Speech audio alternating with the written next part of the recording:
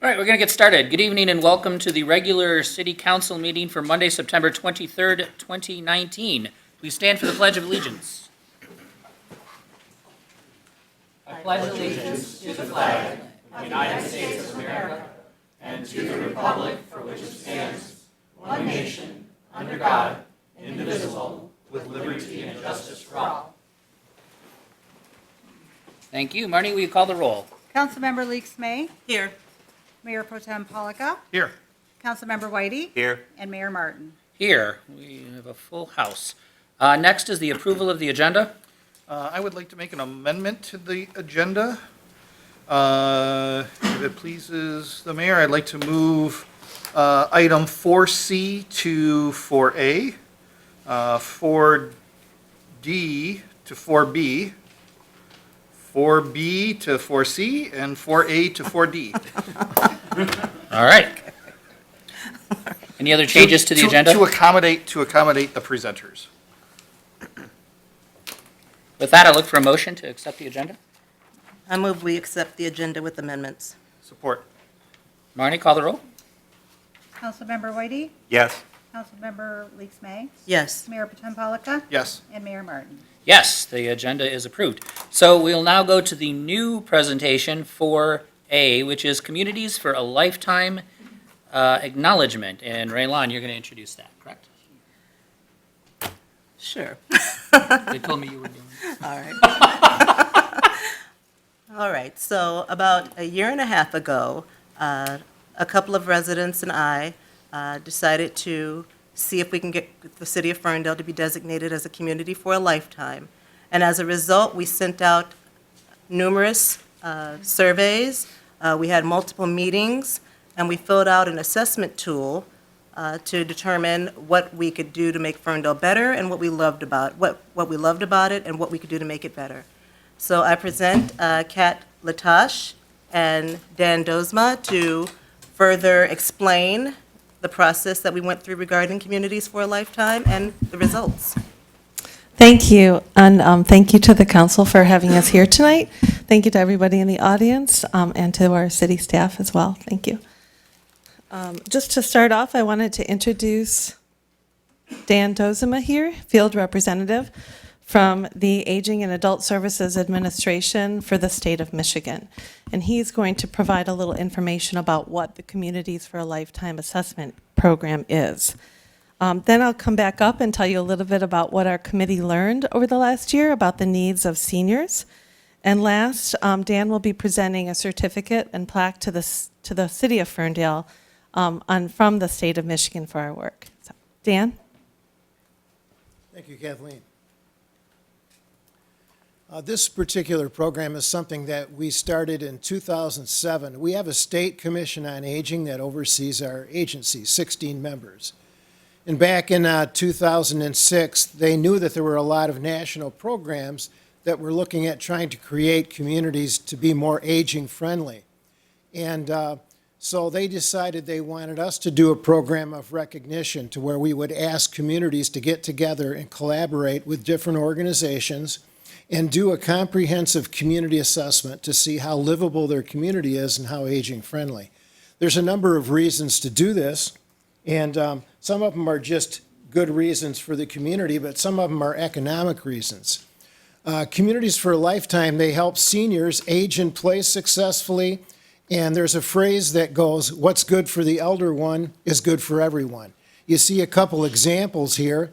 One is the no step. When there is no step to get in a person's house, it's easy to get in if you're visiting. It's also easy to have a friend visit you and socialize if they have difficulty with mobility. It's easy to get in. And the handle you see on the right is just as easy for an older person with arthritis to use as it is for a child. Some of the big questions that we have communities ask is my community a good place to grow up as well as grow old? Will my community meet my needs when I'm 65, 75, 85, 95, or even 105? And if not, what can we do now to make my community more a community for a lifetime? We have an assessment, and this was the assessment that was used by the group, and it covers 10 different areas that you see here. There's several questions in each area, to look at the baseline of where your community's at in terms of its strengths, weaknesses, gaps. And this was a year-long process that the group engaged in, and it's not unusual. Sometimes it takes a year and a half or two before the whole thing is completed. Thank you. So I want to take a moment to recognize the 4 volunteer coordinating committee members that have really put in a ton of time on this project. And that includes Jeannie Davis, senior extraordinaire, and many of you probably know Miss Jeannie Davis.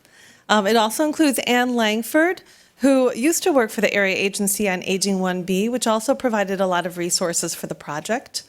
Myself, Kathleen Latache, and then Councilwoman Raylon Leaks-May. The 4 of us together worked over the course of the year to gather information and to complete this assessment. So what did we do in Ferndale? Well, we learned a lot. And we also had a lot of input from a lot of stakeholders in Ferndale. So the assessment itself, as Dan just reviewed, we got input from members of the staff of the city council, people who work for the city, as well as various different city council members, members of the Ferndale Police Department, members of the Ferndale Fire Department, because there's a lot of questions around safety and health. Fern Care provided expert guidance, and most importantly, seniors themselves who live in Ferndale. That was really probably the best part of this whole project. One thing that we learned, well, the way that we gathered the information is we mailed hard copy surveys out to every senior on our absentee voter list. That was 1,629 surveys, and 479 of them mailed them back, which is a huge response rate. So we really got really good intel, if you will. What did we learn? We learned that seniors in Ferndale really love Ferndale. They most want to stay here, and they want to age in place in the homes that they're in. But there are some challenges that make it difficult to do so. They feel that Ferndale is a very safe place. 93% of seniors feel safe in Ferndale. Many brought up that they love the diversity of the community, even though that was not even a question asked on the survey.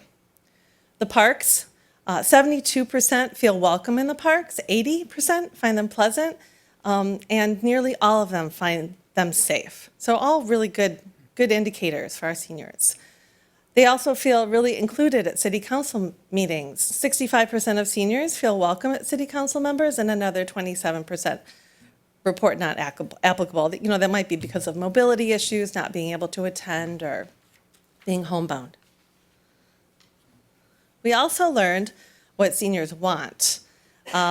These are some of the top things that seniors need and want from the city.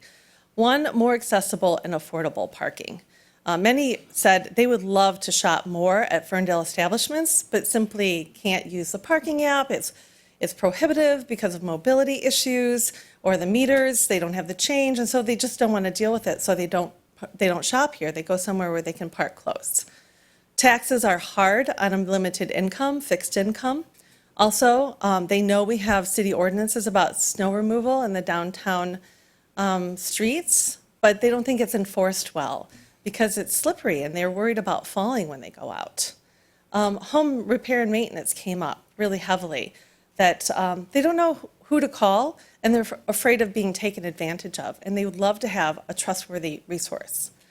Also would love some better senior programs at the Jerry Kulik Center, and many seniors shared that they would really love to be asked to be involved more as volunteers, to share the decades of experience that they have. It was really great to learn some of these things. Some things they didn't tell us, but we learned from the questions. They also don't know about a lot of programs available to them. They don't know that there are utility and rent assistance programs, that the Ferndale Police will check on your home while you're away if you ask, that the Ferndale Police will do wellness checks on people if someone calls, that the city offers free smoke detectors, batteries, and installation if requested. I think something like 70–80% of seniors did not know that. That there's driver retraining courses available that they can take, and that local pharmacies will deliver medications to them if they're homebound. So really important resources for seniors as they age. So what are the recommendations? And these are all in the assessment. These are some of the top recommendations that came out of our process, and we're excited about them. There are short-term recommendations, midterm, and long-term that would be more than 2 years. These ones are just the short and mid-range ones. One, we think it would be great to offer a $10 a year parking pass to seniors. You know, they used to have something like that for eco-friendly cars. And this would be for seniors. They should mainly shop during the day when parking lots aren't as full as other times of the day. And it would be a really great benefit. Also, to review and revise the educational programs available to seniors at Jerry Kulik Community Center. For the city to take a closer look at the snow removal enforcement, what's actually happening so that those sidewalks are clear of ice and fall hazards. The bus transit schedules have really tiny print. I mean, I can barely read them. So if there's some way to increase the size on that. Direct mail information to seniors at least once per year. Again, we were shocked at our response rate with our direct mail, and that is the way seniors would like to receive information. Directly mailed to them in hard copy, and maybe a senior page at the website that shares all of these resources available to them. And then maybe compile a list of affordable home and reliable home and yard maintenance folks. So those are some of the top recommendations coming out of this report. And one more thing I do want to leave you with before we do the final part, is these are some of the words from our seniors, like from quotes, and you'll see, just reading through them, there's a lot of love of Ferndale going on among our seniors. I'm not going to read them all to you, but you can read them through there, the screen. And you'll also notice I'm wearing a 100 pin tonight. There are some communities that recognize and celebrate their centenarians. This pin is from the city of Kalamazoo, and we found in our mailing that we have at least 3 centenarians alive in Ferndale. And wouldn't it be cool if Ferndale did something to appreciate and celebrate our centenarians with treasure? Many of them have lived here their entire lives and sometimes multi-generationally. So that's what I wanted to share tonight. I want to invite Dan back up to present the plaque. Would you entertain questions before that, or would you like them after? We can have some questions. So there's some really good actionable stuff in this report. Where is that today? Is it on city staff's desk for now? How do we get that done? That assessment, we did make a copy of the assessment and send it to city staff. This is the first formal presentation of that, though. Okay. These slides are definitely available, and our full, well, it's like a 77-page report because we included all the data from our survey, but that's readily available as well. And it's what we sent to the state for approval and for recognition of the city of Ferndale.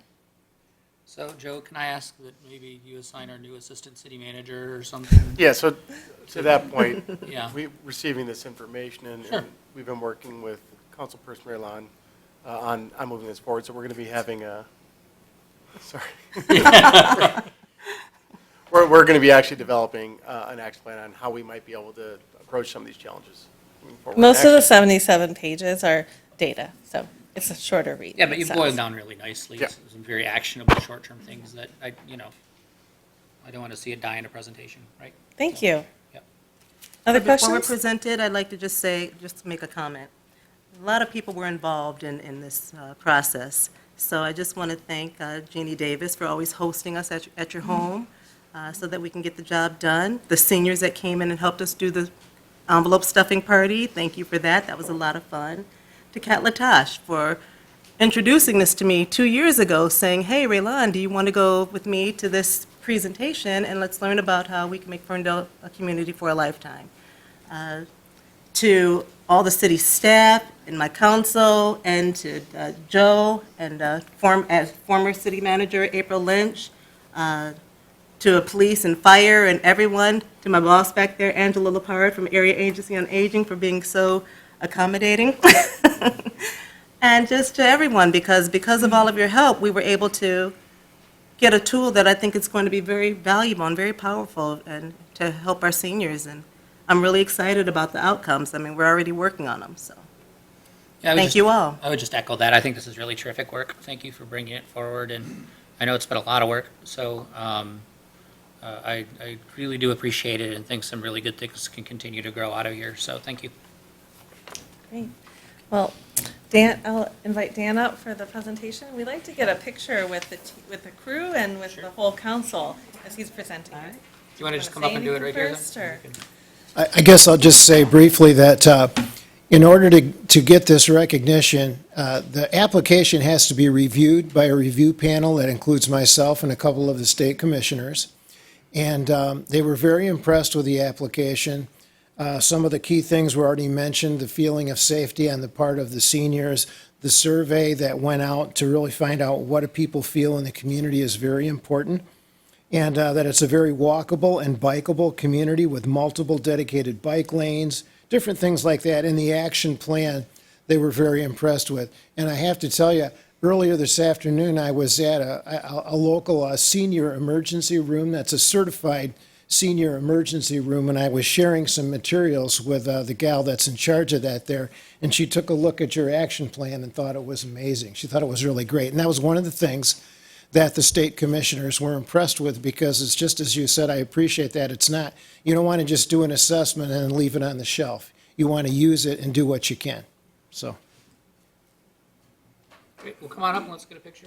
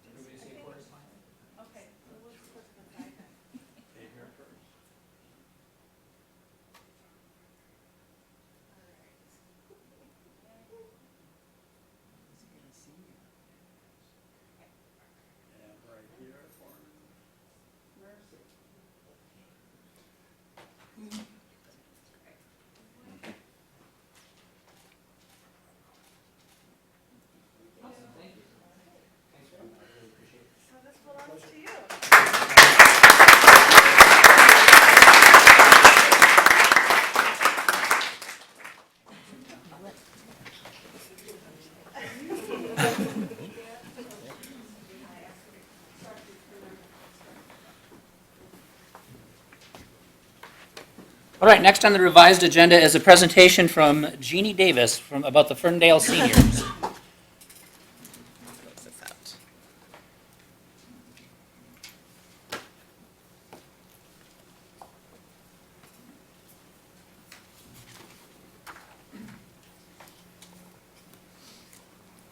Welcome, Jeanette.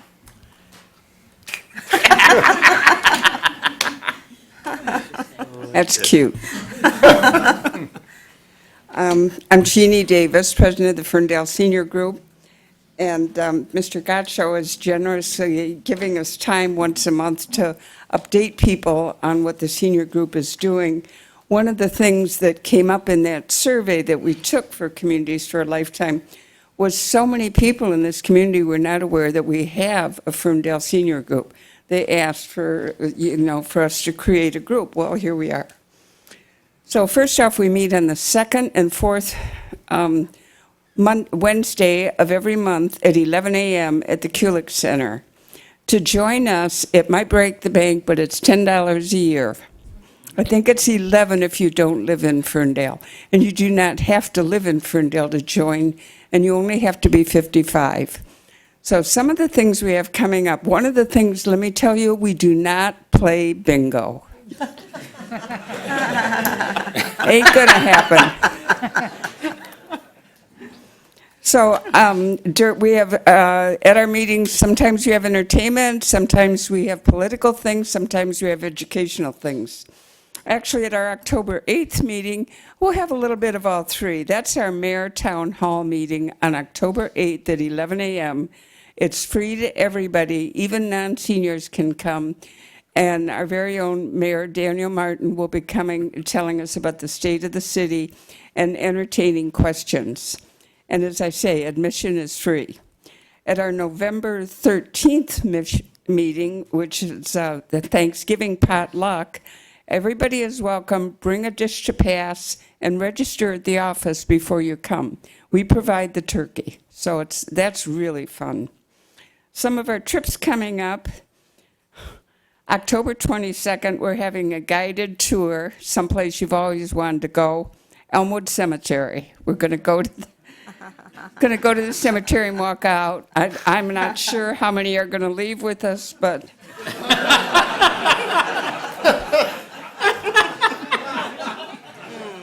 you know, it's a nice place. Somebody might just say, "You guys go on ahead. We're staying right here." On September 27th, we're going to play bocce ball, and I can't remember, I think it's Bocce Palace in Lake Orion. They provide a really nice meal, and we play a couple of games of bocce ball. So, like I say, it's only $10 a year to join. Drop in. You don't have to join if you just want to drop in on a meeting. If you want to find out what's going on, go to the community center and ask Barbara for a newsletter with all of our happenings. And feel free to drop on by. And also, if you have any questions, and can I give my number? Sure. It's 248-541-5888. So, Thanks, Jeannie. do you have any questions? I don't. You've been like the senior president for a long time, though, so thank you for all of your service. Sincerely. Thank you.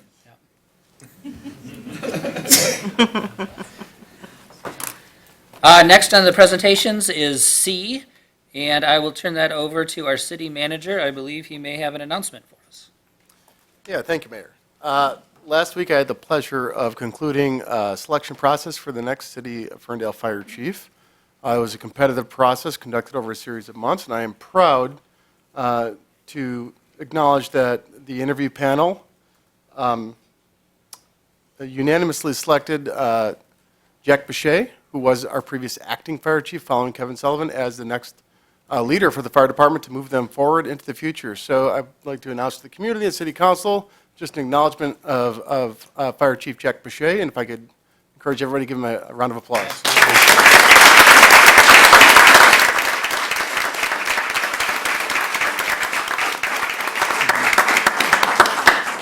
Thank you, Joe. First of all, I just want to say it's an honor to be named the next fire chief of the great city of Ferndale. I've always felt we had a great department over the years. And in history, you got the Tough as Nails book, and there's all kinds of cool stuff to read about that. So read about the former fire chiefs as well. And hopefully one day we'll be reading about the men and women behind us and myself maybe making history too in a positive way. I look forward to leading the department into the future. We're a small but highly motivated department. The morale is up higher than I've ever seen in my life, and I know I've said that before to you guys, in my career rather. I'm confident that we'll continue to improve emergency services. Community outreach is a big one for us. We're going to keep going out there to the cities, smoke alarm programs, File for Life programs, public education, anything we can do to get more involved with communities, special events, all kinds of things. We're going to be out there shaking hands and making sure everybody's safe and addressing issues if anyone has any issues with safety. Also, I'd like to tell you that my focus is always going to be on safety first, but customer service and organizational values are within my vision. Thank you once again for the opportunity to serve. I look forward to working with council, city manager, all the department heads. It's been great over the last 10 months meeting everybody and getting closer. I think we have a great team there. And of course, working with the public and improving the quality of living within the city of Ferndale and the surrounding areas that Ferndale serves. Thank you very much. Thanks, Jack.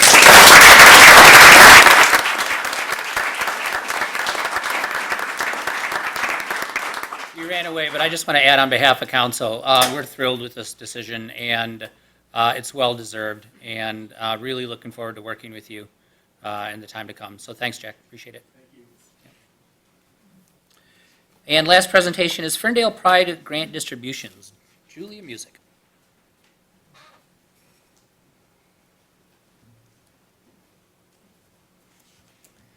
Good evening. My name is Julia Music. I'm the Executive Director of Ferndale Pride. And today is the second best day of Ferndale Pride. We get to celebrate in the streets, But the real reason that we have this event every year is to give back to our community. And today we're going to be giving away more money than we've ever given before to some very deserving charities. But before we get to that part, I want to thank some really important people who are here. And I first want to start with that with our naming rights sponsor. They've been our naming rights sponsor for 2 years, and they are a small business from Ferndale. And Jackie Smith is here today. I don't know if anyone else from Candlewick Shop is, but she's right there.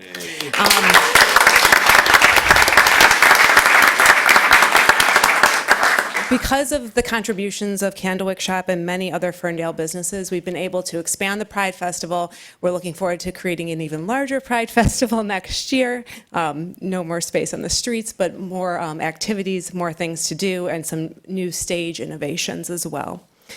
In addition, I'd like to thank all of the sponsors, many of which are here. If you're here, thank you very much.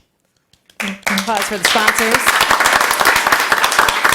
There are lots and lots of Ferndale Pride volunteers in the crowd tonight. So if you are a Ferndale Pride volunteer, can you stand up? Past and present? Past and present, all of you.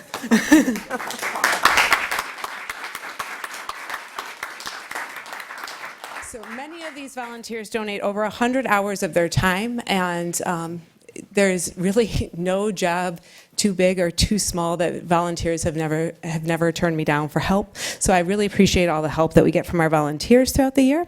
And if you do want to volunteer, you can always sign up at our website. In addition, we can't do this event without a lot of cooperation. And so we've had a lot of cooperation from the city, city council, the events committee, the DPW, who's actually there and awake before I am. So they hit the streets at 4:30 a.m. and they're there tearing down at 1 in the morning. So they have quite a day of work ahead of them. Our police department and our fire department as well. So I want to thank all of you.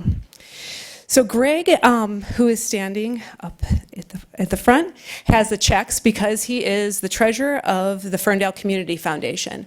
Ferndale Community Foundation gives grants out to nonprofits in Ferndale who want to make a difference.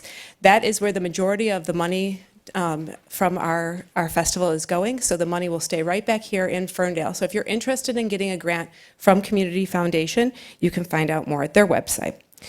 And now the grantees. So I'm going to call you up in alphabetical order. There are members from each of the organizations here today, and then I will join you for a picture. Yeah? Sound good? Yeah. Okay. So Dan is also a member of the Ferndale Community Foundation. I don't know if you want to go up there as well. So the first organization is Affirmations Community Center. Affirmations is the LGBT community center located right in the heart of downtown Ferndale. One of you guys, or both of you guys. You can fight over the check.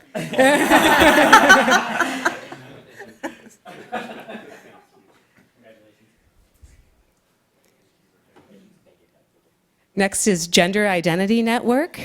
Gender Identity Network works with people of all gender identities to bring more equality to everybody.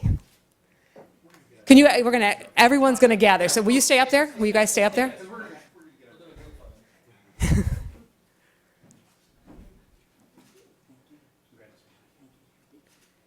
Next is Matrix Mac Health. And Monica, who's coming up to accept the check, has been our volunteer coordinator and is one of the founding members of the Ferndale Pride Festival. Matrix Mac Health gives health care treatments to people from all over the greater Detroit region. Next is Transgender Detroit. Transgender Detroit throws something called The Invasion.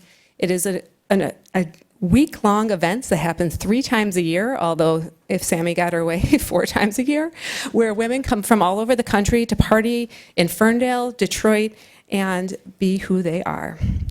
And finally, Transgender Michigan. Transgender Michigan is known as the organization that has founded the movement in Michigan. Rachel Crocker and Susan have been instrumental in founding days like the Transgender Day of Visibility, Transgender Day of Empowerment, and Transgender Pride in the Park, our sister event that happens in August. So thank you all very much for the work you do. I'm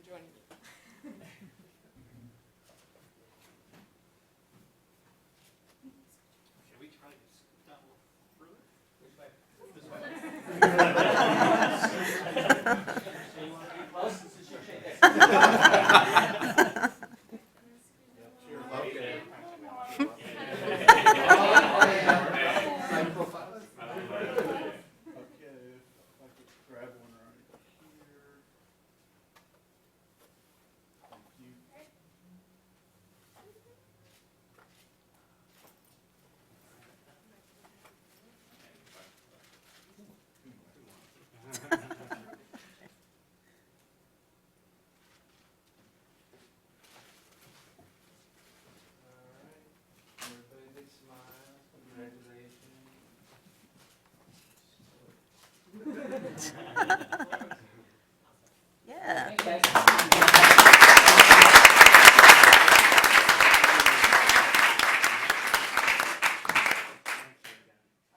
And as a quick reminder, we are back to being gay in May, so Ferndale Pride will happen in 2020 on May 30th. It will be our 10th Pride Festival, for our 10th Ferndale Pride, a full decade of Pride festivals right here in Ferndale.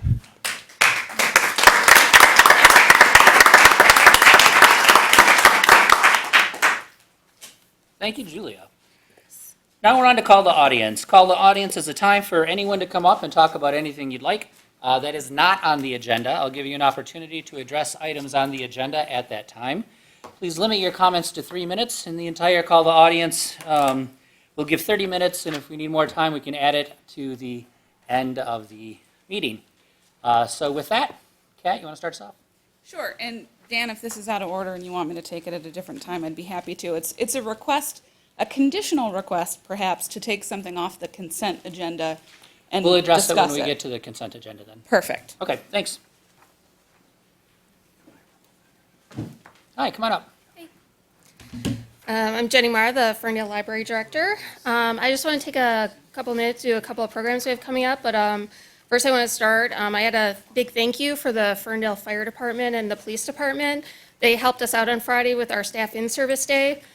We've been trying to do 3 per year for the staff to get some training days in to help better serve our community, and Friday we were focusing on health and safety. So in the morning, Captain John Toit, Lieutenant John Swall, and Sergeant Dennis Barr from the fire department all came over, and they did kind of a occupational basic first aid and CPR. We kind of talked about the most likely medical emergencies and incidents we might have in the library.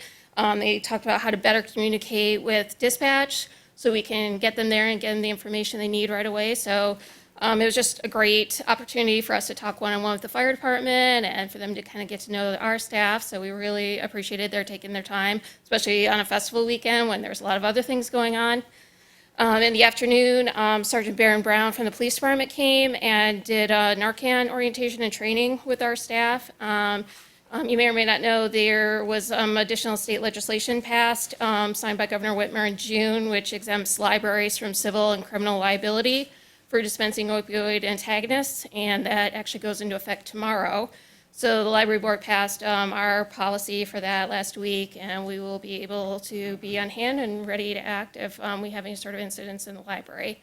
And we're able to coordinate with local EMS so that we're all kind of working on the same page and just try to get things as smooth as possible. So I just was really appreciative that both departments and how much they've helped us with that. We have some additional outreach with the fire department in October. We're going to have one of our story time stopovers at the fire station 2 on October 12th. So we've been doing some story times around town, and we'll be at the fire station in October, so we're looking forward to that. A couple of things. We have a busy week. On Wednesday at 6:30, we have a program on zero waste with Rachel Engel, talking about what it is, how to do it. Thursday evening, we're having Literacy Day. We're having a storyteller at 5:30, and then at 6:15, there's going to be a presentation and Q&A with Dr. Bazzi, the school superintendent, talking about the Read by Grade 3 law and how it will affect the Ferndale school community. Friday, 11 a.m., we've got Representative Robert Wittenberg coming for a community conversation, giving some updates from Lansing and answering any questions people have. In the afternoon, we'll be over at Affirmations for the Reading Rainbow Book Club. They are reading And She Was by Jessica Verdi. So we're doing a once-a-month book club over at Affirmations for ages 13 to 22. Saturday, we have a Herpetology 101 with Dan the Creature Man. They're going to talk gators, snakes, and turtles, and more. He usually brings things with him, so don't know what will be there, but there will be something. He did a previous program that had insects and spiders, and they promised me nothing would escape the community room. The same rule is applying for this Saturday, too. So, and then Sunday, we have the Friends of the Library Cake-Off at 2. Mayor Martin is going to be one of our judges for that. So there will be a lot of cake. It's open to all members of the Friends of the Ferndale Library. If you're not a member, you can join at the door. Everything the Friends do to raise money goes towards library programs and services and materials. I gave you our October calendar events, and I have a bunch back on the back table, and there's also at the library. Awesome, thank you. Yes, thank you.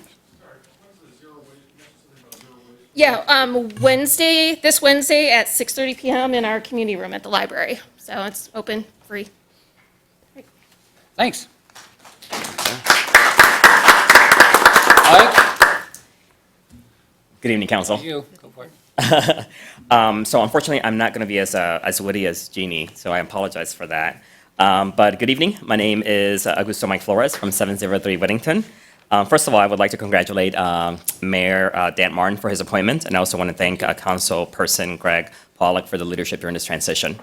One of the things that some of the discussions that I've had with people on my street and with other neighbors is sometimes it's very difficult to understand financials. I think financials in general is very difficult for a lot of people unless you have kind of a background in that area. So one of the things that that has been brought up to my attention is how do we take something that's very, very tangible that's going to impact residents and help them understand how the finances that the city does supports the activities that are going on in the city. And the example that I would like to bring up is this the water metering upgrade that was approved at the last city council meeting. So as was previously explained, the upgrade was scheduled for 2020, and it was explained that we just accelerated the upgrade.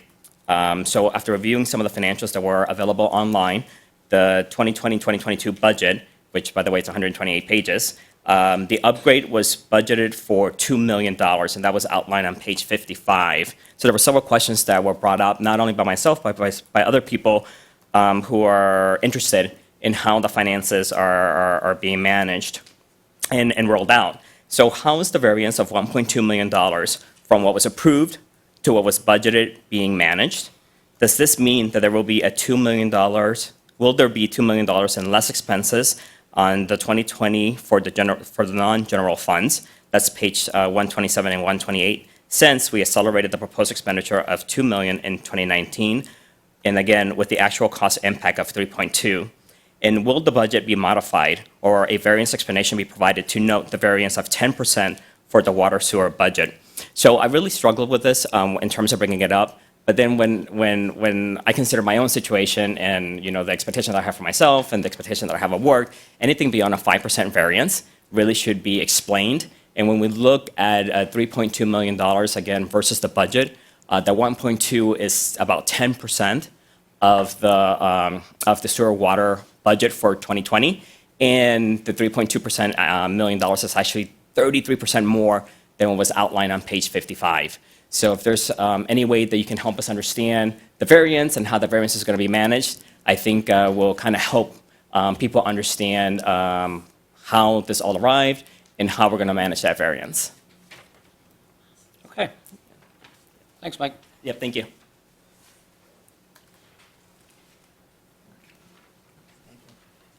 Aye. Hi, I don't know if I'm out of order. If I am, then I apologize, and then I'll shut up. You're okay. What? First of all, my name is Michelle Fox Phillips. I'm the Executive Director of the Gender Identity Network Alliance. I'd like to thank Ferndale Pride and Julia for your generous donation and grant. But I'd like to put in a word from, I heard Julia is throwing her hat in the ring for city council. Yeah, and we'll have time for public to address that when we get to that agenda Okay, item. no problem. All right, thank you. Thank you. I don't mean to scare you off. No, that's all right. You're good. Hi, Dennis.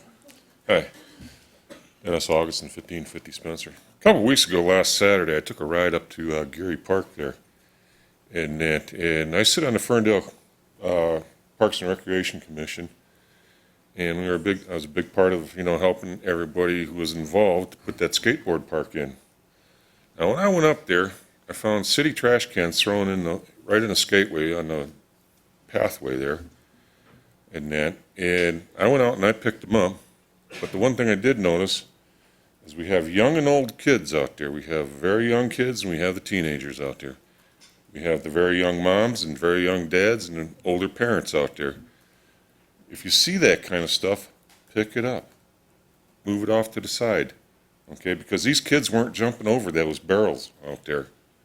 they were going around them. Okay? Now, as young parents, I don't think you want to see your young kid get hurt out there.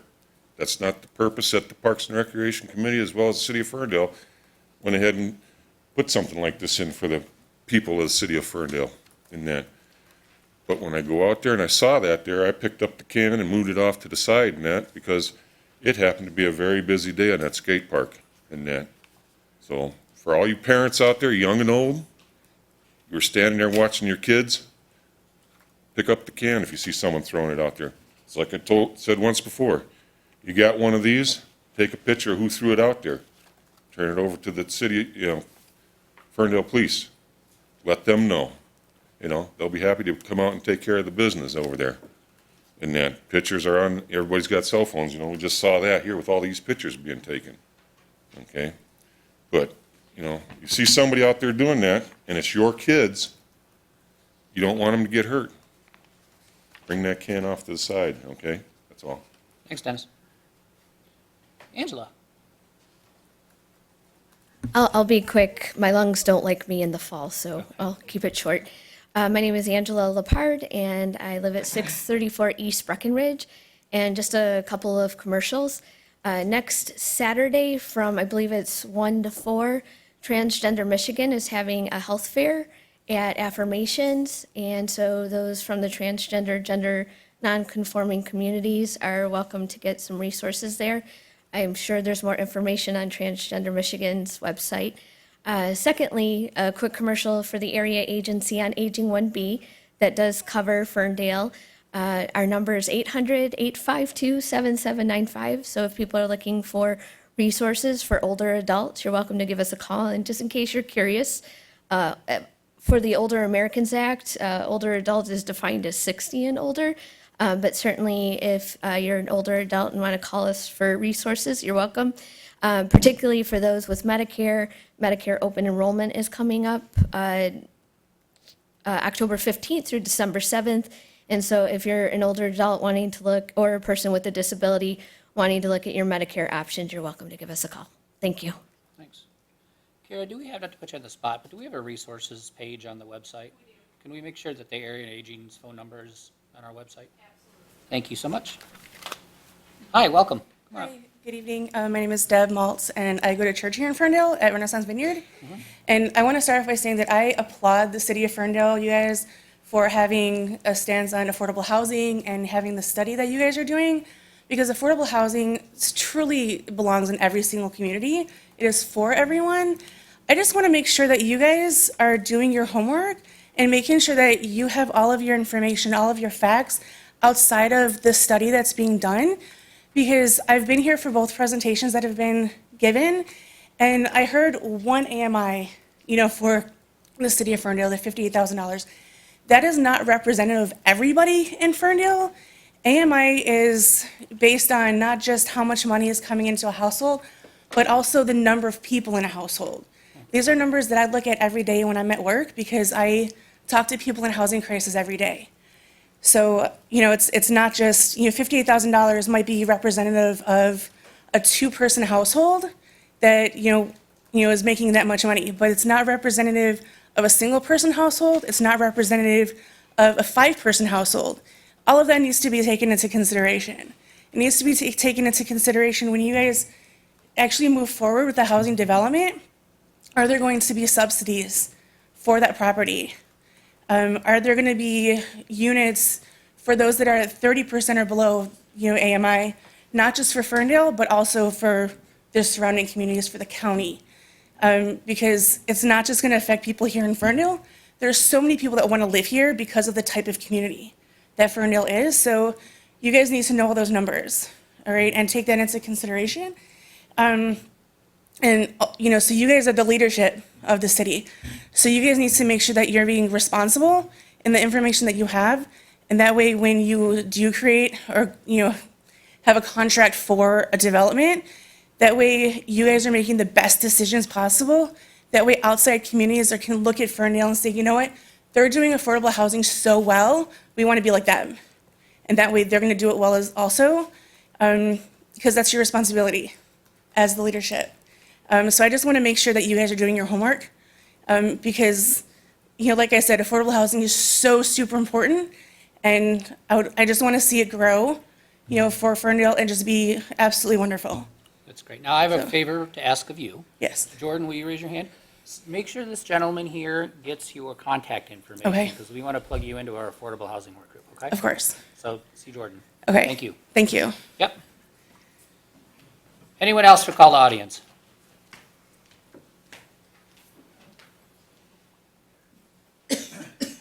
Hi, welcome. Hello, my name is Pete Marsh. I'm a Ferndale resident. I've been in Ferndale about 5 years. I moved away for a bit, and prior to that, I was a Ferndale resident for about 3 or 4 years. So anyway, I love the community, but there's been a persistent issue outside my home. Someone has placed some type of mechanical device, which somebody speaks through, and they harass me. And it was getting so bad. I've called the Ferndale Police Department several times. There's record of it with the Ferndale Police. I've called the detectives several times, asked them to look into it, asked them to just call me back. They haven't gotten back to me, not once. So it's interferes with my life. And I'm sorry, can you say again say that again? It got kind of low and I didn't hear you. What's interfering with? somebody put some kind of mechanical device that somebody can speak through outside my home. And yeah, it's really annoying, disruptive to my life. All right, thank you for that. Chief, would you raise your hand in the back? See the chief in the back and make sure you get your contact information, and he'll be able to connect you with the proper police resource. Thank you. Anybody else? Going? All right, next we'll move on to with that, I'll close the call to audience and move on to the consent agenda. The consent agenda are items that we take into consideration under one vote. And I will go ahead and read the consent agenda. 6A, approval of the minutes from the regular meetings held August 19th, 26th, and September 9th, as submitted by the city clerk. 6B, resolution recognizing Rail Safety Week, as submitted by the city clerk. 6C, motion to adopt ordinance amendment to Chapter 12, Section 12-16 and 12-17. 6D, approval of payment to Ferndale Public Schools for transportation services rendered to the Parks and Recreation Department as part of its 2019 Summer Day Camp program. 6C, approval of the Davie Resource Group contract of $20,650 with an option to extend. 6F, approval of the Tony Hawk Foundation Environmental Impact Grant Agreement. 6G, approval of the 2019 DTE Energy Foundation Tree Planting Grant Agreement. 6H, approval of the invoice payment to Gem Seal Pavement Products. 6I, approval to review and accept the employment agreement for Fire Chief Jack Pesha. 6J, approval of the long-term stormwater maintenance agreement at 1049 Hilton. 6K, approval of the bills and payments as submitted by the city manager's office and subject to review by the Council Finance Committee. At this time, Kat will entertain comments or questions from the public. Yeah, thanks, Mayor Martin. I'm Kat Bruner James, 263 Vester Street. I just wanted to make sure that I jumped in with an opportunity to encourage you to remove 6C from the consent agenda for further discussion. And there's sort of alternative reasons. One is because just over a week ago, a school board member mentioned to me that they had heard this was sort of bubbling up through the process, and they were somewhat concerned about the $50 fine as applied against youth offenders, and whether or not that really met the goal of, intervening with vaping and nicotine use. I did look at the text of the proposed ordinance today, and I see that appears to be discretionary, which I think is a good thing. So my encouragement for taking it off the agenda is so that if you haven't had any direct conversations with Ferndale Public Schools leadership and or Hazel Park leadership, Hazel Park Schools, which also includes a portion of Ferndale, if you haven't had those conversations yet, I'd encourage you to not vote on it tonight and have those conversations. If you have had those conversations, I think it's important for the community to know that process. So, thank you. Very good, thank you. Mayor. Evelyn? Can I pull that? Okay. I was going to ask. Good evening. Hi, good evening.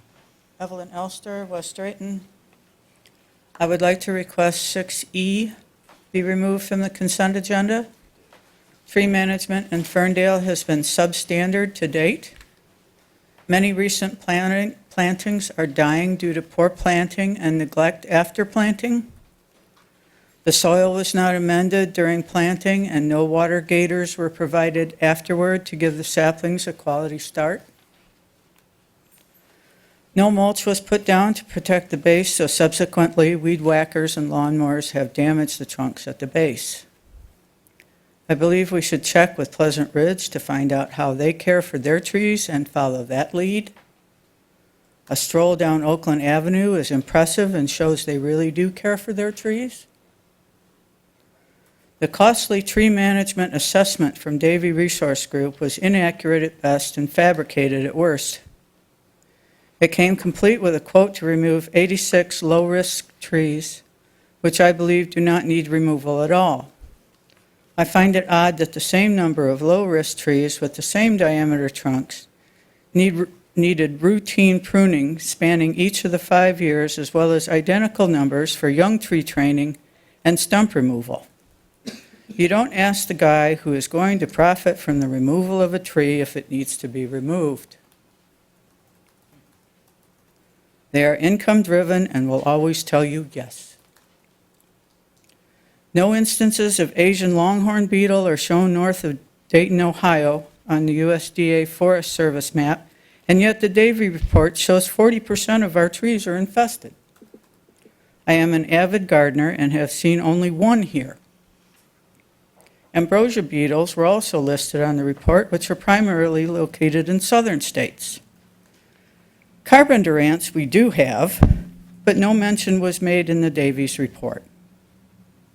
The incongruities in the report and the lack of proper tree care leads me to believe that Davie is not worthy of any contract with the city of Ferndale.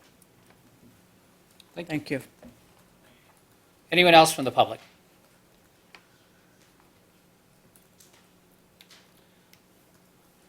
All right, very good. What's council's pleasure? Mayor, I'd like to remove 6C as in Charlie and 6E, 6 Edward, for resident request. I had concerns with 6C as well. I plan on pulling that regardless. And I'm not sure how to proceed with respect to the minutes of the regular meeting held August 19th. If there's a correction, should I do that in summary form here or pull it? No, don't pull it, just to do a correction. We'll do the correction. Okay. Just, I mean, the only concern is that the August 19th was the meeting where we accepted Dave Coulter's resignation from mayor to go to the county executive's office. There's a second motion in that meeting that was not accounted for in the minutes, namely the process for filling the mayoral seat. So I just need to review that. I made the motion, I believe you seconded it. But other than that, the other two minutes are fine. Okay. Marty, you got that? Yep. Great. So we'll move 6C. I don't have to, sorry for the procedural question, but this is my first day. Do we, sorry. We don't need a vote to move 6C and 6C to the regular agenda, right? It's just a council person can do it? Correct. You can Okay. just, your motion would be to accept the consent agenda as amended. All right, so at the request of Councilman Whitey, we'll move 6C to be 7B and a half, and 6E will be like 7B and 3/4. We'll fit it in between 7B and 7C. With that, Chair will entertain a motion. I would move that we accept and adopt and approve the remaining items on the consent agenda. As amended, because you changed the name. Yeah, as amended. Support. Moved by Whitey, supported by Raylon Leaks May. Any other comments? Marnie, will you call the roll? Councilmember Whitey? Yes. Councilmember Leaks May? Yes. Mayor Pro Tem Polika? Yes. And Mayor Martin? Yes. Moving on to the regular agenda, 7A, consideration of the appointment to fill vacant council seats. Marnie, do you want to introduce that? Sure. So at the last meeting on September 9th, we, Councilmember Martin resigned his seat when he was appointed as mayor for the rest of Mayor Coulter's term, when he resigned on August 19th. So our charter stipulates that appointees shall hold office till the next regular election. until after the vacancy occurs, and this appointee will serve till the end of Councilmember Martin's original term, which would be December 31st, 2019. So on the 9th, council moved to accept applications from interested residents, and that application period was open until Tuesday, September 17th at 5:30 p.m., which is our close of business. We received applications from 5 community members interested in the appointment. The charter is silent on the method to be used, so it's council's purview, but I'm assuming that you are using the same methods as when Councilmember Piana left and Mayor Coulter. So the 5 people who have applied were Fabrizio Constantini, Linda Flaherty, Julia Music, Douglas Rutley, and Sherry Wells. I did receive a notification from Ms. Flaherty that she is withdrawing her consideration at this time.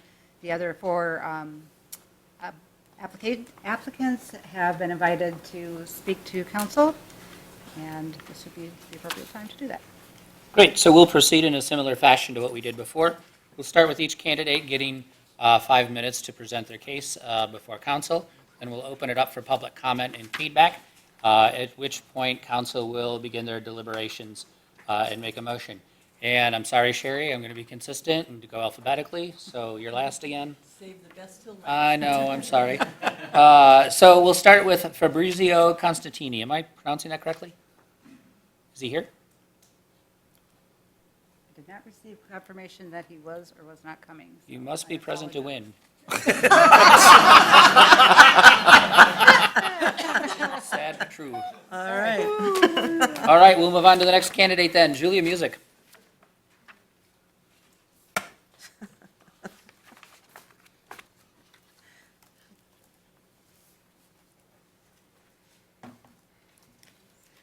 Good evening, Mayor and Council.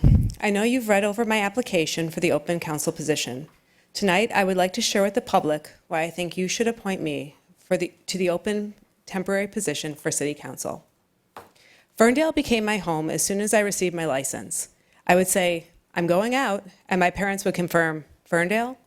At 16, I regularly attended youth group at Affirmations, where I began to learn the leadership skills that I would use later in life. In 2002, I moved to Ferndale, purchasing my first home on the west side, and I've later moved to the east side. Although my teaching career took me to West Bloomfield, I invested my free time heavily in Ferndale. I served as a board member on the community Ferndale. I'm sorry. I served as a board member on the Ferndale Community Foundation. In my time there, I managed the former highest earning fundraiser, Taste of Ferndale, silent auction for 2 years, helped name and plan Clean the Ferndale Up, served as secretary, and made decisions about how Ferndale Community Foundation should distribute grant money. In 2018, I created the Ferndale Adoption Network, which is an online group for Ferndale's foster and adopted families, providing resources and community support. In 2011, I stepped down from the Community Foundation to become the leader of one of the leaders of Ferndale Pride.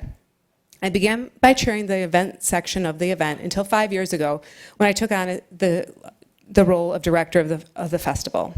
Growing it yearly, today we gave more money than ever to more charities than ever.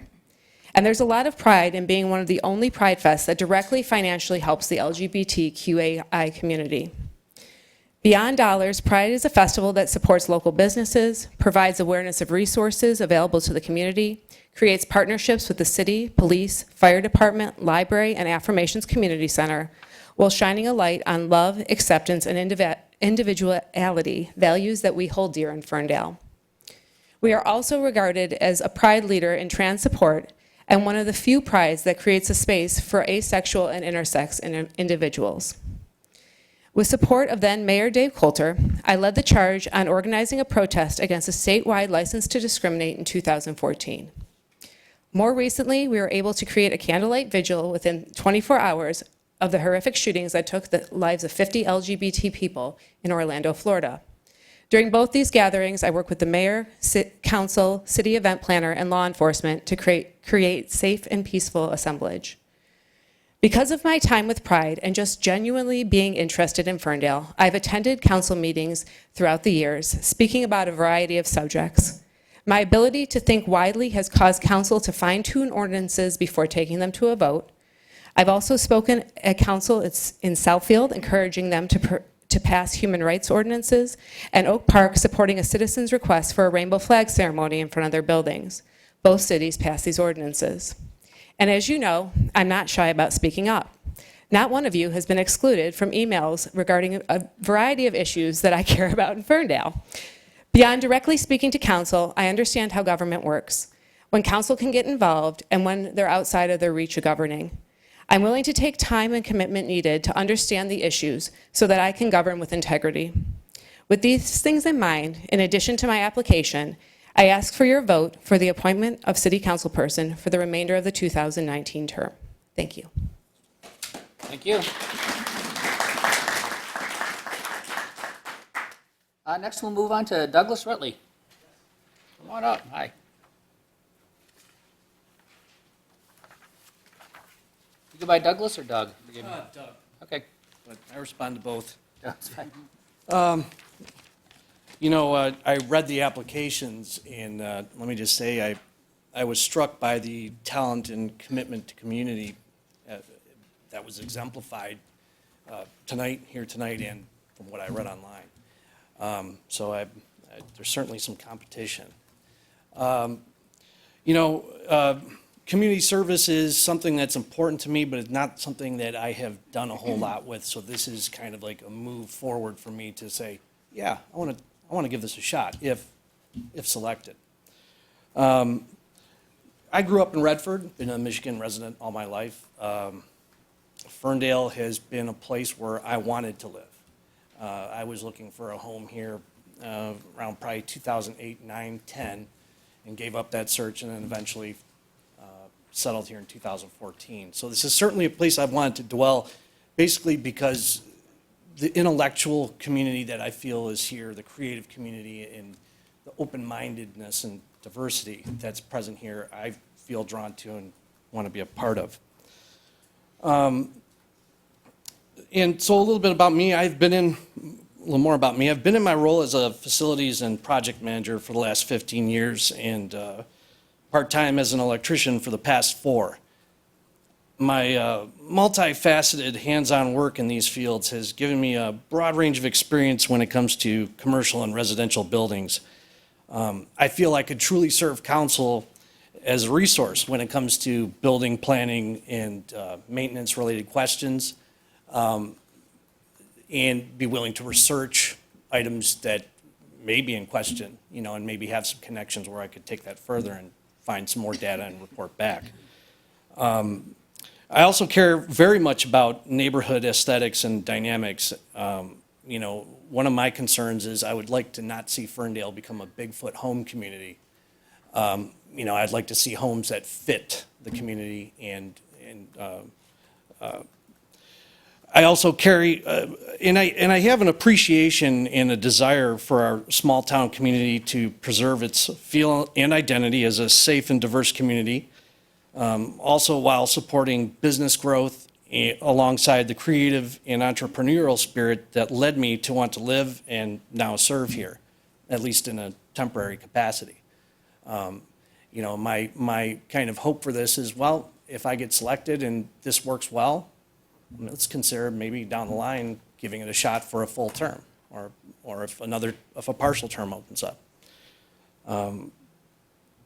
That's all I have. Thank you. All right, thanks, Doug. I appreciate it. Thanks. And last but certainly not least, Sherry Wells. Thank you.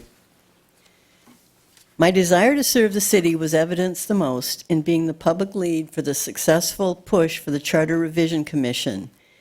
I received the highest number of votes for the commission seats.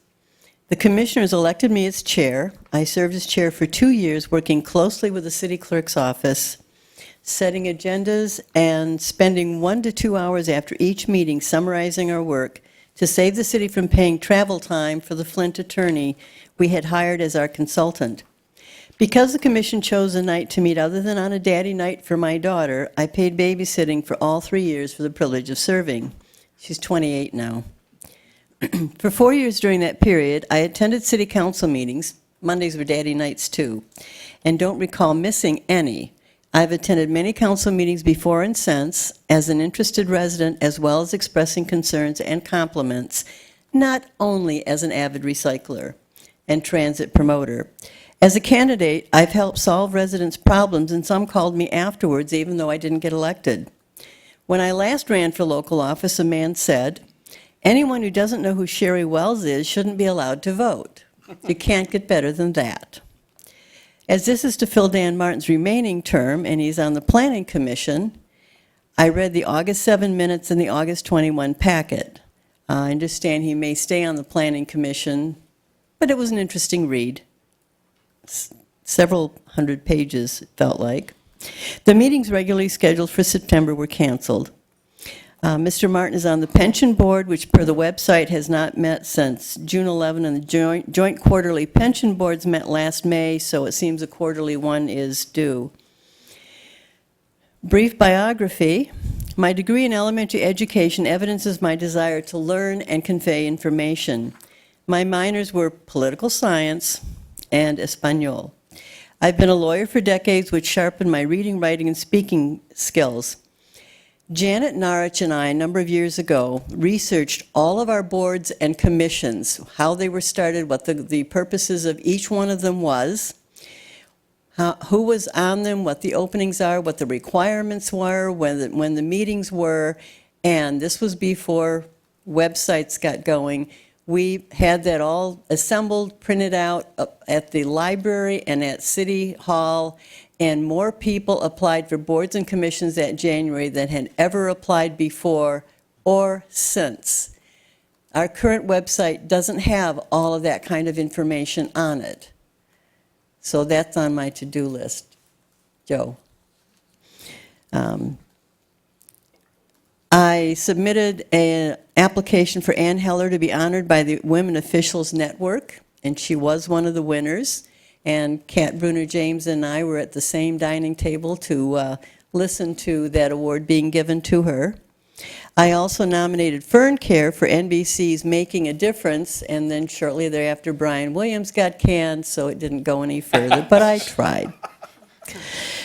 In Ferndale, I've attended City Board and Commission and DDA and school board meetings, phone banked and more for affirmations, many DDA meetings and projects, not just attending, but working on different projects, as myself and as Mrs. Ferndale in vintage clothing, some of it bought at the Rust Belt. I helped in city cleanups in addition to picking litter on my walks. I've been honored by Citizens for a Fair Ferndale and the DDA. I'm a member of the senior group. As I said in July, we haven't had senior representation on council for a long time. Even 3 months would be nice. I was a friend of the Ferndale Library when I was the only one at that time. I did a workshop for authors and independent publishers and used that income to bring in someone to speak about children to become authors. And both of those went very well. I created and organized Family Fundale for a downtown event. I wanted there to be some kind of event such that each business downtown could find one that it fit in. And some of that is happening more. Also downtown, if you've walked downtown and looked at the fronts of the buildings, you will see these plaques saying how old the building is, and almost all of them I saw that got put up. Gary Taylor from the Historical Museum said they're sitting on the DDA office floor, Sherry. They've been there for a year and a half. You get them up, and I'll help you with Ferndale's script. Speaking of the Historical Commission and the Historical Museum, Ferndale became a village in 1919. This is 2019. Did I miss the celebration? Talking about 100 years? I'm currently on the boards of Peace Action, Gray Panthers, you don't have to be gray to join that, Motor City Freedom Riders. And I thought our Ferndale Freedom Riders little meeting last week went well. By appointing me, you'd have one who's been long involved with people and small business in Ferndale, actually run for city council before, and one that the voters have elected to city office. I will not be writing... Interrupt, Sherry, but you're at 5.5 minutes. So. Oh, 5.5. Are you going to order that timer that I gave you the link to? I might. All right, that was on my to-do list too. Then people know how much time they have left and they don't feel nervous because they don't know. It's okay. All right, thank You you. can make your final thoughts. I mean, you don't have to leave, but, That's it. okay, thank you.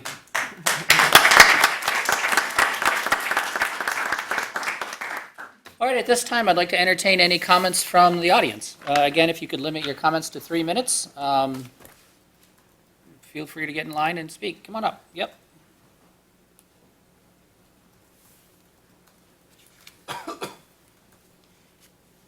Hi, I'm Samantha Rogers, head of TG Detroit, and in the interest of fair disclosure, I don't live in Ferndale.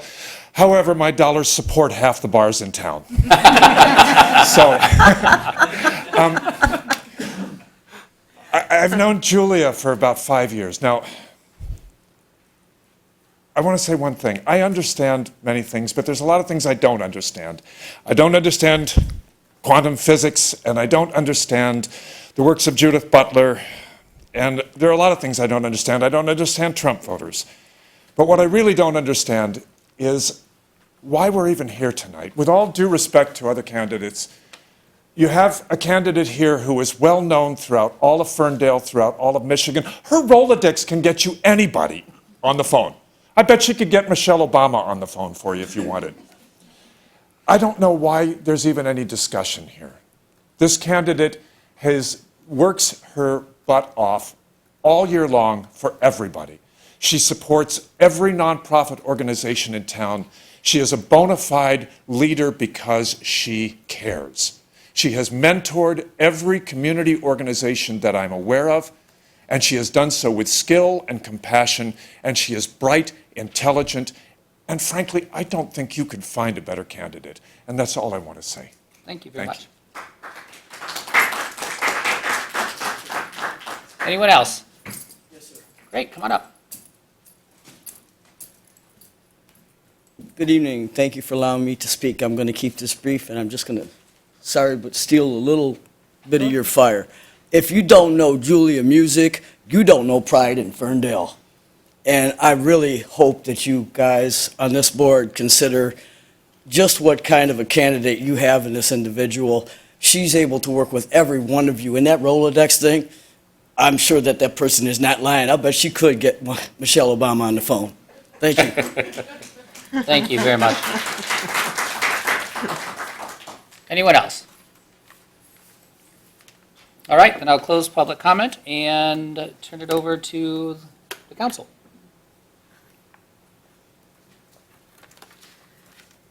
Questions, comments? I'd entertain a motion. General discussion?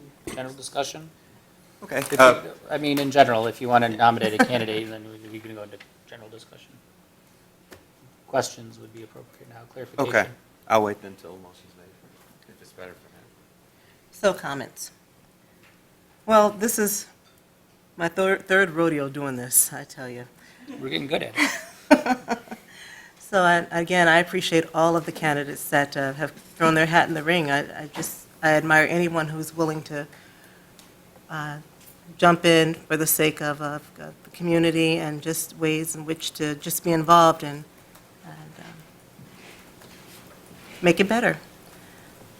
I know a couple of people that have thrown their hat in the ring for this tonight.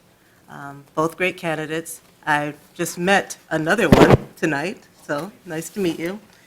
But based on everything that I've heard, and just based on everything that I know about this person in particular, for this term, even for the short term that it is, and for the few months, I believe that my support will go behind somebody that has been just amazing in the community, well-known, well-connected, a good friend, a good leader in many broad ways.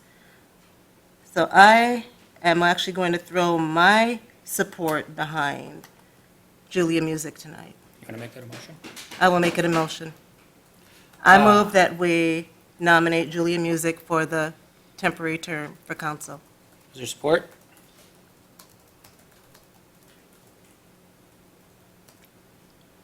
Support for discussion. Sorry. I can't do it, so I mean, you gotta. All right, we'll give it to Polika. All right, discussion. Go ahead. I've given my discussion. Well, I've heard from all three candidates. I think all of you are excellent. Like Councilwoman Leaks May, I believe that anybody who puts themselves up at that podium, which I just did about 8 weeks ago, it is nerve-wracking, and you open yourself up to a lot of things, including scrutiny, whether it be fair or unfair. So I appreciate everybody moving forward. Just to the first gentleman was that I like the experience with the building issues, with planning. I read in your materials, a small business owner. So I really appreciate that and think that brings a certain set of skills here to Ferndale. With respect to Julia Music, I know Julia's been in the community for a long time, heading Pride as well as diverse segments of the population, and I think she is extremely well qualified for this position. And then Sherry Wells, who I've known probably the longest of all the candidates. She ran out 5.5 minutes because she couldn't finish all of her accomplishments. That's the way to phrase it. And she's done a lot over the years, and you know, I mean, just the recycling tips each week, which I actually listened to even before I was on the council. I'd watch and learn all about different things that I was doing wrong, putting things in the wrong bins, things like that. And you know, and I do remember her and Janet Narrich doing the boards and commissions back in the day before the internet, where it was research in place at the library, and we had an influx of candidates for board and commission meetings. And you're right, I don't think it's been as high interest ever since then. That was a good 20 years ago, I think. So, yeah, no, we won't say that too loud. So, but I think Sherry Wells is pretty stellar of a candidate, too. I think whoever this nomination would go to is qualified, and I would vote yes on anybody. Coming in, I knew of Julia as well as Sherry, and I was trying to decide between the two. And in fairness, I did actually get 3 communications supporting Sherry Wells prior to the meeting today. 1 by phone call and 2 by email. So I just wanted to put that out there. But I would support, you know, any of these 3 candidates, and I'll leave it to Councilman Polika to make the next remarks. Mayor Pro Tem. Well, first of all, I want to thank Sherry. You have contributed so much to our community. It's no wonder that you were over 5.5 minutes. To Doug, I want to say thank you for applying. I would encourage you to be more involved in our community. There are a number of boards and commissions, as Sherry mentioned, that always need people who are passionate about the city, that want to give back. And I know that you would be fabulous in any commission. To Julia, I have known Julia longer than she's lived here, and we became instant friends. She really didn't, in my opinion, she didn't do herself justice. She didn't really express how much involved and knowledgeable she is about all the things that go on in the city. She is very aware of all the work that we're doing up here. Partially because we are friends and I share some things with her, and there are many times where she does not agree with me. We get into some heated conversations, but we have great respect for one another. As I have said with other appointments, my biggest concern is creating the least disruption moving forward through the rest of the year. And I think it's important that someone be in the seat that has some knowledge and understanding of the things that have been going on, if not in the near past, at least the distant past of how we've operated and the direction that we're going. So I do support the nomination, and I think at this point I'm going to turn it over to Mayor. You said you support the nomination? Yes. Well, Julia, you made the That's the nomination. motion. Thank you. Yeah. All right, okay, just making sure. Mayor, can I have one more thing? Yeah, go ahead. Please.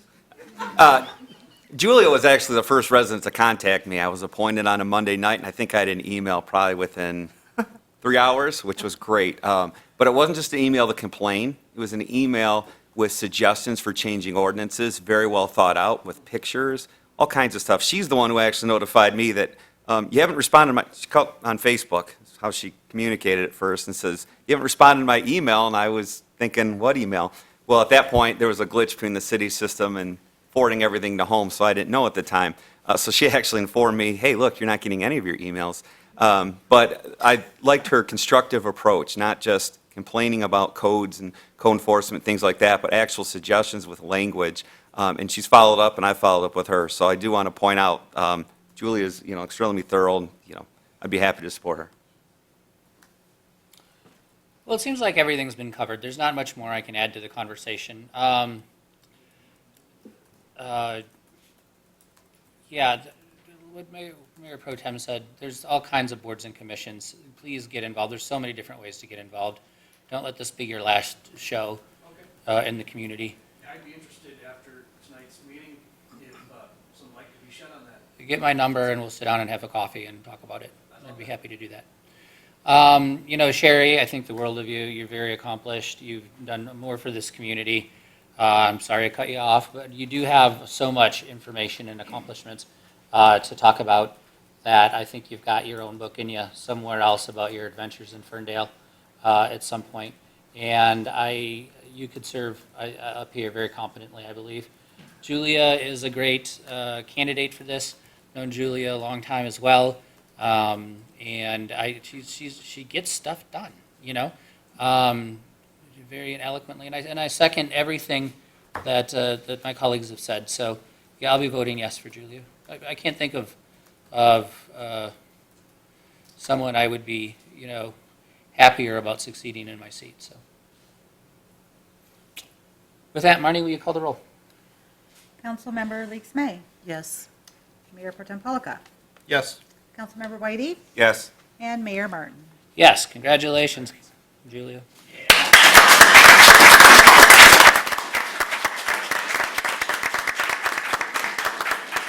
And with that, we're now going to make you wait to the end of the meeting to do anything.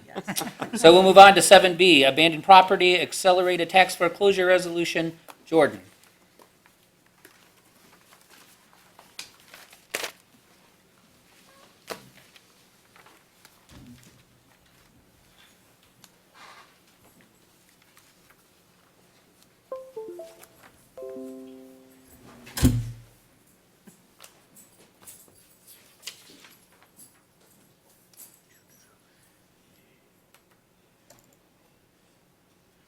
Thank you, Mayor Martin, Council, Council Member to be. So I wanted to pull this up here, and I'm going to run through this briefly, but of course, I invite any questions from council, from the public. But what I'm going to do is first move this to the proper view, if I can get this thing up. Whoa, I apologize. Okay.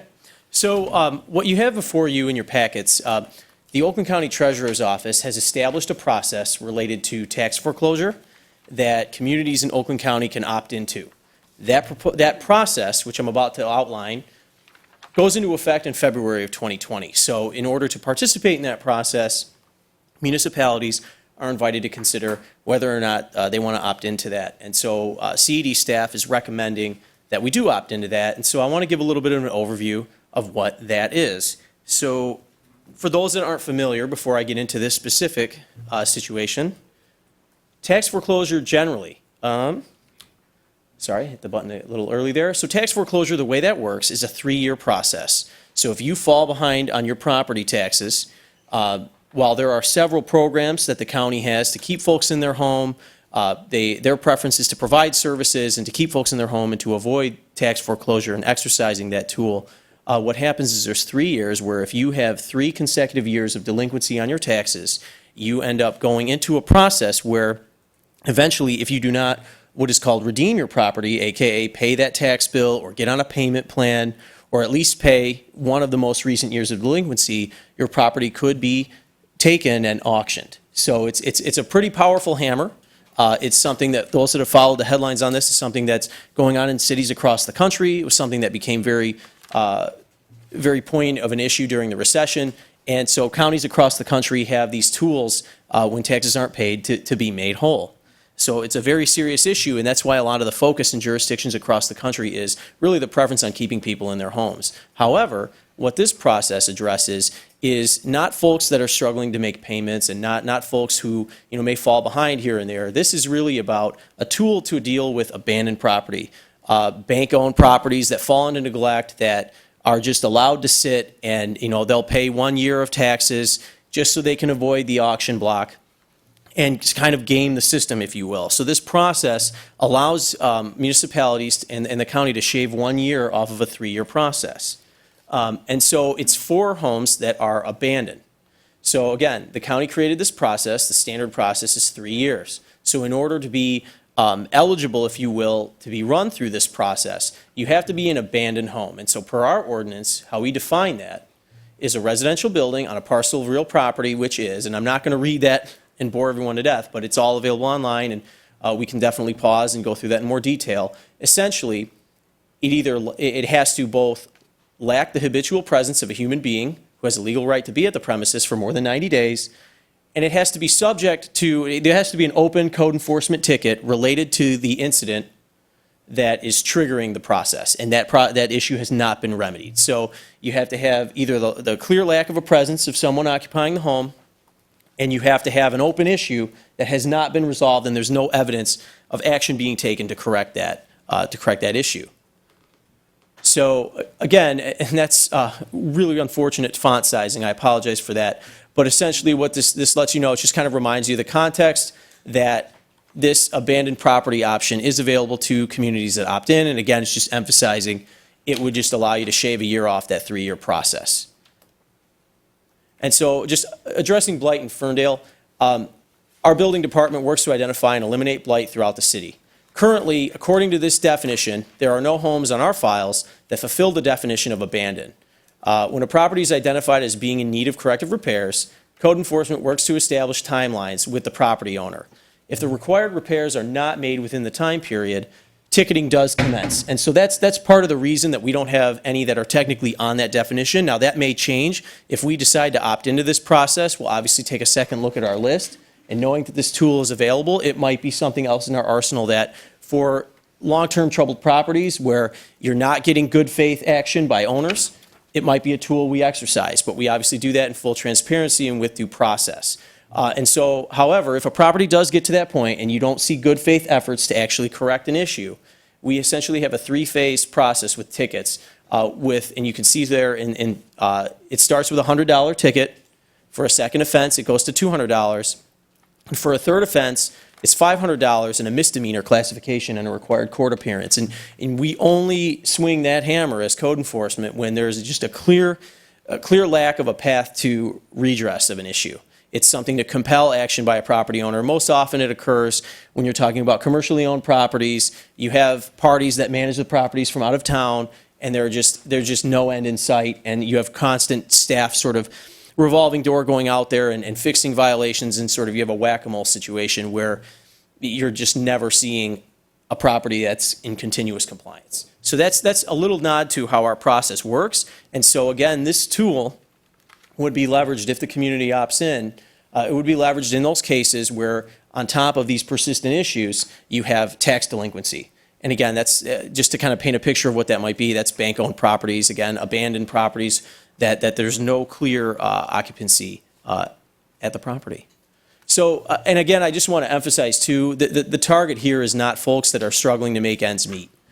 And because of that, one of the things we wanted to emphasize, if you cannot afford to pay your taxes or do the repairs in your home, the CED department connect you with resources to provide relief. So that is something, again, that we just feel very compelled to emphasize, that if you are in dire straits, what you don't want to do is fall into a window of this process where not even the county can act. There is a certain point of no return where the process just kind of runs its course. Up until that point, every party involved is focused on keeping people who are well-meaning and who are struggling in their homes. So call the CED department, go online to our resources page, reach out to myself. You can get to me directly at 248-546-2363. Again, that's 248-546-2363. And if you are struggling, if you have a year or two of delinquency, talk to us. the earlier, the better. If you think you're going to be struggling, if you're unsure, talk to us, because the earlier you reach out to us, the better. And again, that's not what this tool is for.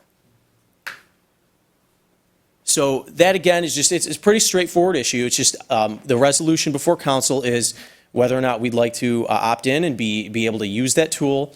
CED staff does recommend that we opt in. But again, I want to just stop there and invite any questions from council or the public. So to clarify, the trigger, if we adopted this, to start this process is when a home is deemed abandoned. That's correct. That's the trigger. Yes. All right, let's do this. Is there any questions from the public on this or comments? All right, hearing none, we'll turn it over to council. Questions?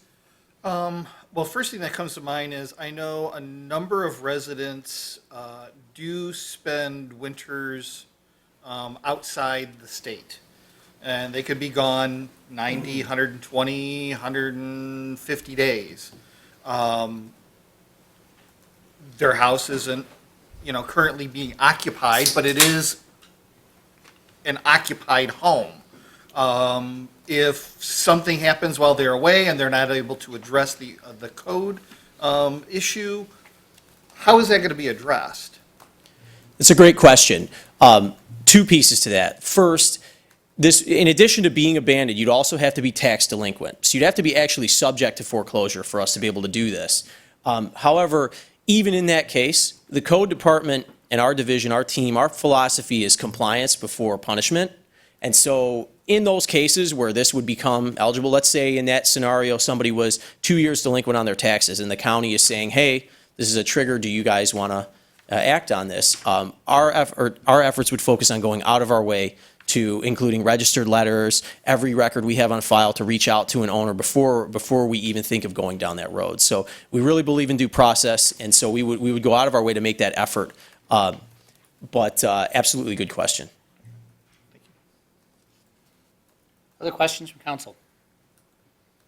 Otherwise, I'd So- entertain, I'm sorry, go ahead. Through the chair. Now, I heard you say that the CED department is in favor of this accelerated. Is there any particular reason, and you might have mentioned this, but so forgive me, but that you are in favor of the 2 years instead of the 3? Only from the standpoint of it, it's also a very good question. Only from the standpoint is it's another tool in the arsenal to disincentivize gaming the system. I mean, I'll be straightforward in saying that, I don't expect that if we opt in, all of a sudden we're going to be able to solve 100 blight cases. It's one of those things that, it's such a narrow window of circumstances, and we don't even have properties right now, to our knowledge, that are on our files that would even qualify. But for that one that does, I know in my first year here, there was a nuisance abatement that took 14 months. And a lot of times it's, when you're going through due process and you're checking all the boxes and doing the right thing, the way we look at it is for those circumstances when this applies, if you shave that year off, that's 12 months less that neighbors have to put up with an issue where our hands are tied. And so it's kind of, we find ourselves a lot of times with code, not necessarily times that would be eligible in this circumstance, but there's a cat and mouse aspect or a whack-a-mole, or well, maybe they fixed the violation this time and we can't really escalate further. And they sort of skate away from those consequences, yet become sort of a repeat offender. And that is something that is common in homes that are managed from out of town, or whether they're bank owned and things like that. So we see it being a tool that, when those circumstances apply, it will be very effective in sort of compelling action. If I could, through the chair, just maybe to add to that definition, the specific definition of abandoned property means tax delinquent property, as Jordan indicated, but it also is tax delinquent property containing a structure that's vacant or dilapidated, is open to entrance or trespass. So there is that second component or evidence of abandonment of the property. It's not just a code violation, right, but it's open as well as abandoned. Oh, that's helpful, thank you. Thank you, Dan. Questions? I was going to ask something again. Yeah. I'm just trying to think about it for a second.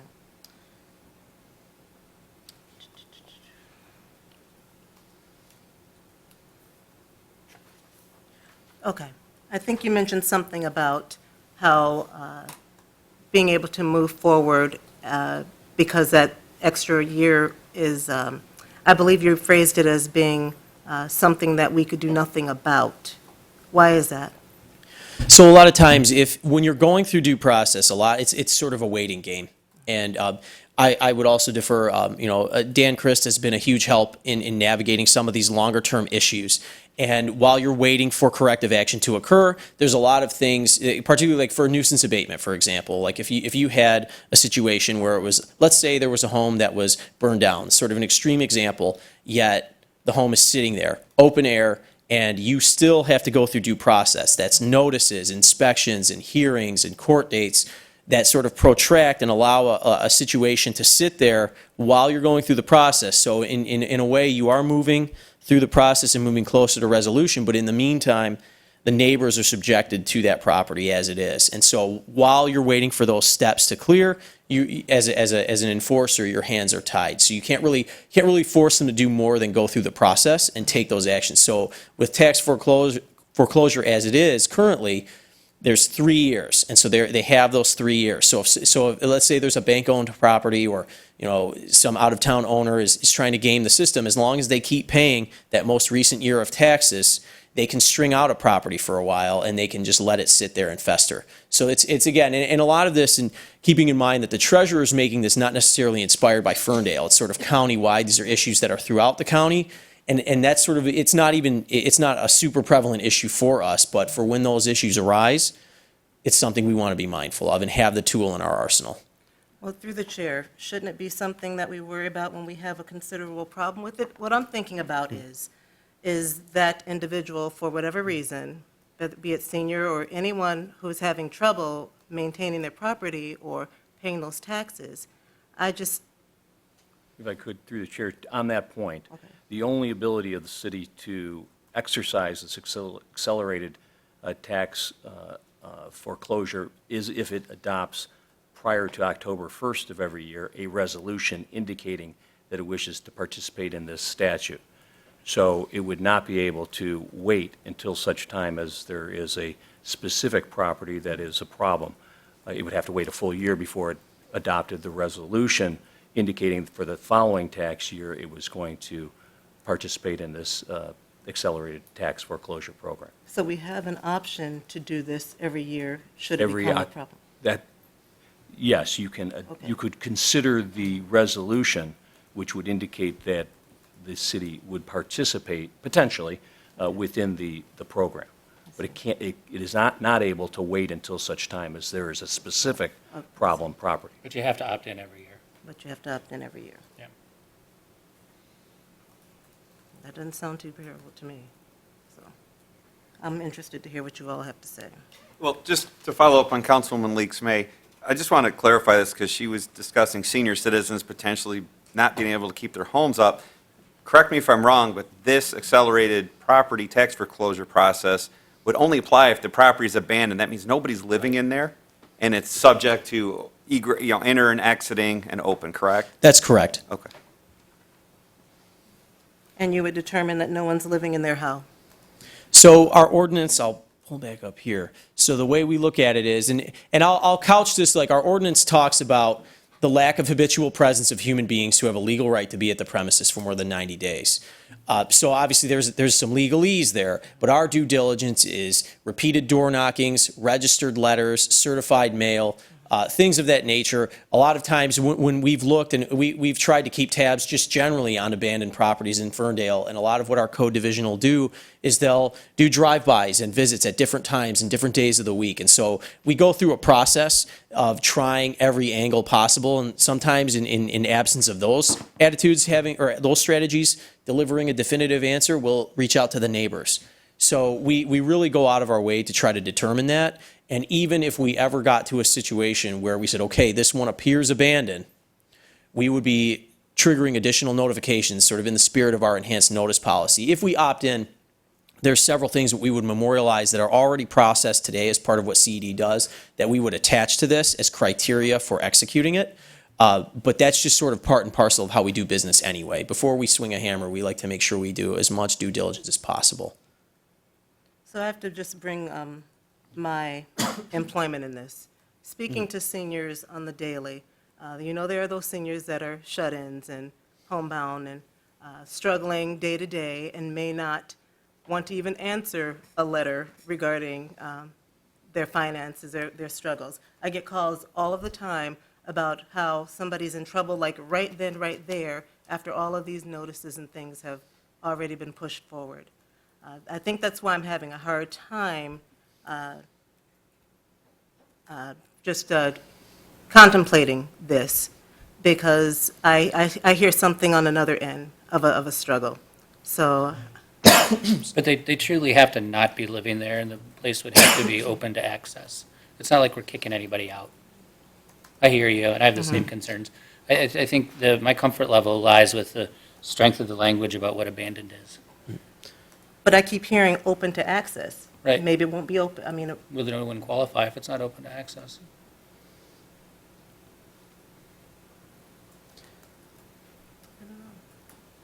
I just don't know. No, I hear Have to you. think I about hear your that. concern. Other questions, or I'll take Yeah, a motion? Go ahead. Just the definition of open to access, that would mean open doors, open windows. Open to entrance or trespass. From any party? Okay.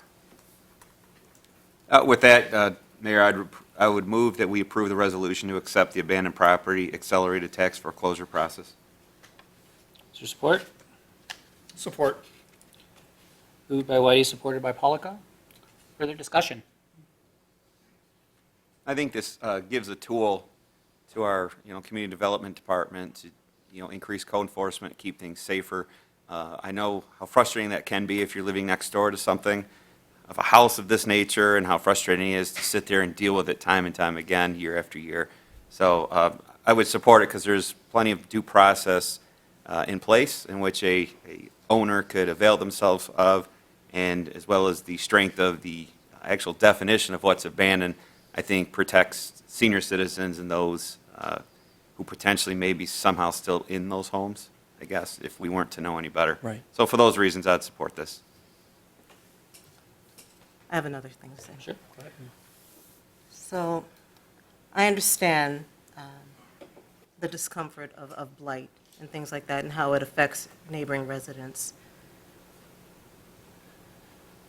I just really can't fathom what that, for whatever reason, I can't fathom why we have to push it a year earlier, because maybe a person needs just that extra year to take care of what they need to take care of. I'm having a real problem with this because, again, I hear something on the other side. I hear different issues. And whereas I'm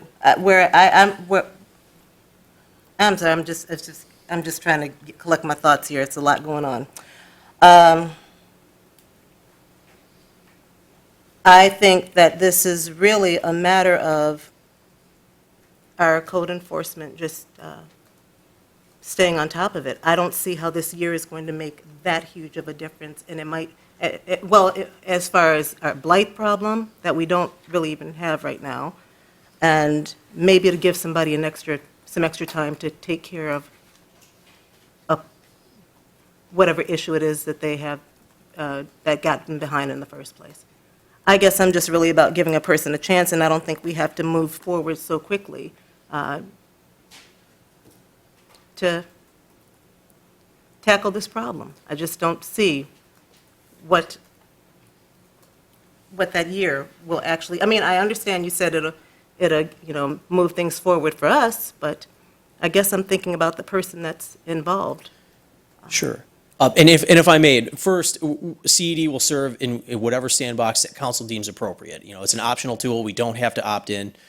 If it may allay some of those concerns, it's the only reason I would just offer up that this tool would never be intended to be used for folks who are behind and who are struggling on payments. And the tax foreclosure pilot we executed earlier last year, where we took properties via right of first refusal, 2 of which were occupied, we encountered folks who had those circumstances, and our preference and our policy in those matters is to provide resources and to provide options and alternatives.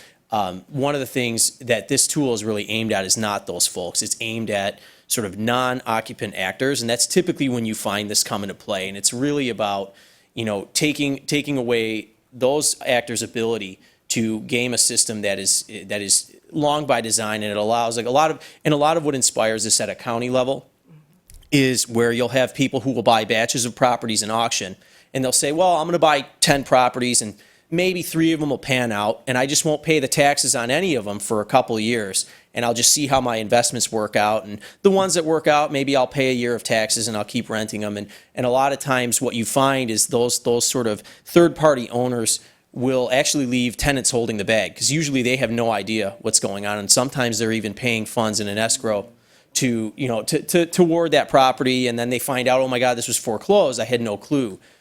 So we will absolutely work with people. Our preference, again, is to search out those occupants. And if we ever found ourselves trying to exercise this option and we're going downstream and somebody didn't know, and all of a sudden it's found out that, wait a second, I'm an occupant here, we would immediately halt that process. So, I mean, first off, legally, we wouldn't be allowed to proceed. But just as a matter of policy, we wouldn't want to proceed in that case. But, again, it's a tool, it's optional, and because of the timing that the city attorney highlighted, we brought it forth at this time to consider. And we have the opportunity to opt in every year. If council would prefer, we could do more research and come back to you next fall if that's something you wanted to consider. If you want to opt in tonight, we can proceed and we can use the tool. We're open to whatever the pleasure of council is.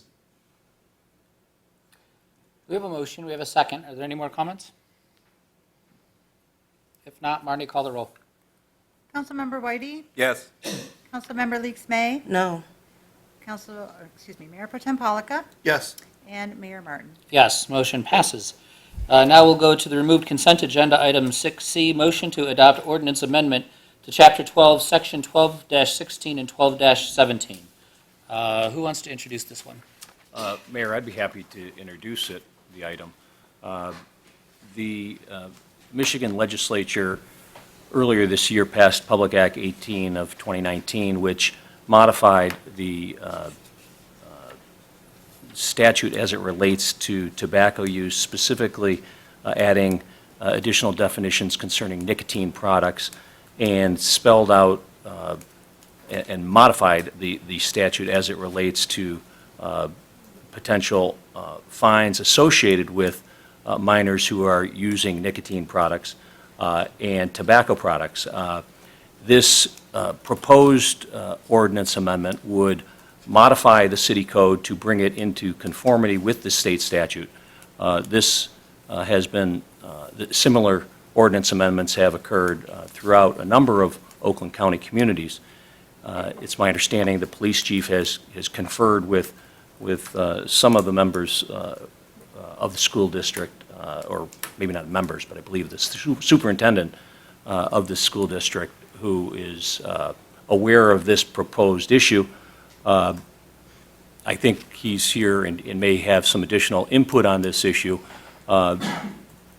This issue should be presented probably to both Hazel Park as well as Ferndale Public Schools. I'm not sure exactly where the status of the reviews for both of the school districts are. Evening. That's correct. We have been going back and forth with the superintendent, who is going back to the school board, talking about this ordinance. The reality is, this ordinance leaves the control in two places. Number one, it leaves us with the city attorney if we do end up issuing a violation versus sending it up to the prosecutor's office if it's a state violation. The second thing is the conversation between the superintendent and the school resource officer is that this is a tool to teach. You know, the concern was if there's a kid who it was their first time offense, we have the ability, the SRO has the ability to use discretion and give that child a warning and let them handle it inside the school. It's not meant to hammer somebody for their very first time. You know, we want to educate first of all, but the reality is if they don't get it on the first time, then the second time we may go to into a violation. But it doesn't necessarily need to be just a physical fine. There's also a component built in for community service and things like that. I think the sensitivity to it, and then I'll open it up to the public, is that I think we've all been reached out to by school board members who express concern over the flexibility of the rules and whatnot. So I think we just want to make sure that those options are there. Kat or anybody from the public, would you like to ask questions or address the topic?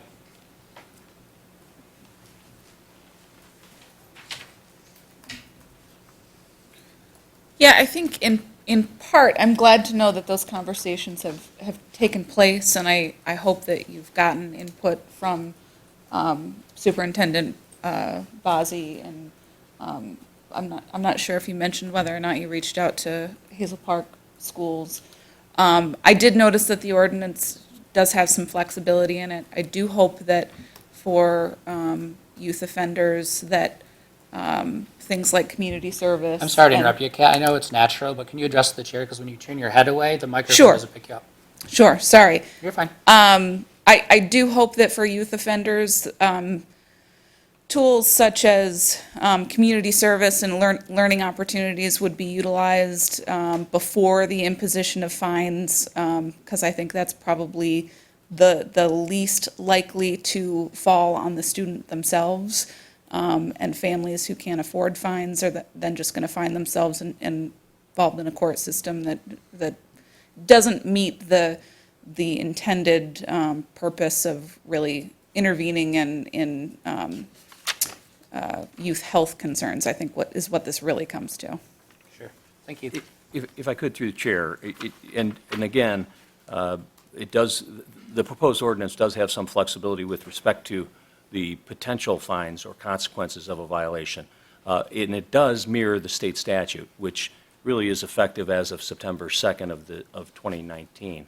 But there is, from the standpoint of the actual ordinance amendment and consideration by council as to the ordinance amendment, this has been reviewed by the police department, but there's no urgency that council decide to adopt this ordinance this evening if there's further dialogue that might be beneficial for the chief to have with the school districts. Why don't I say this? Yeah, I can't make this motion, but why don't we, I'd suggest someone make a motion that we table it in order to reach out to both Hazel Park and Ferndale Public Schools.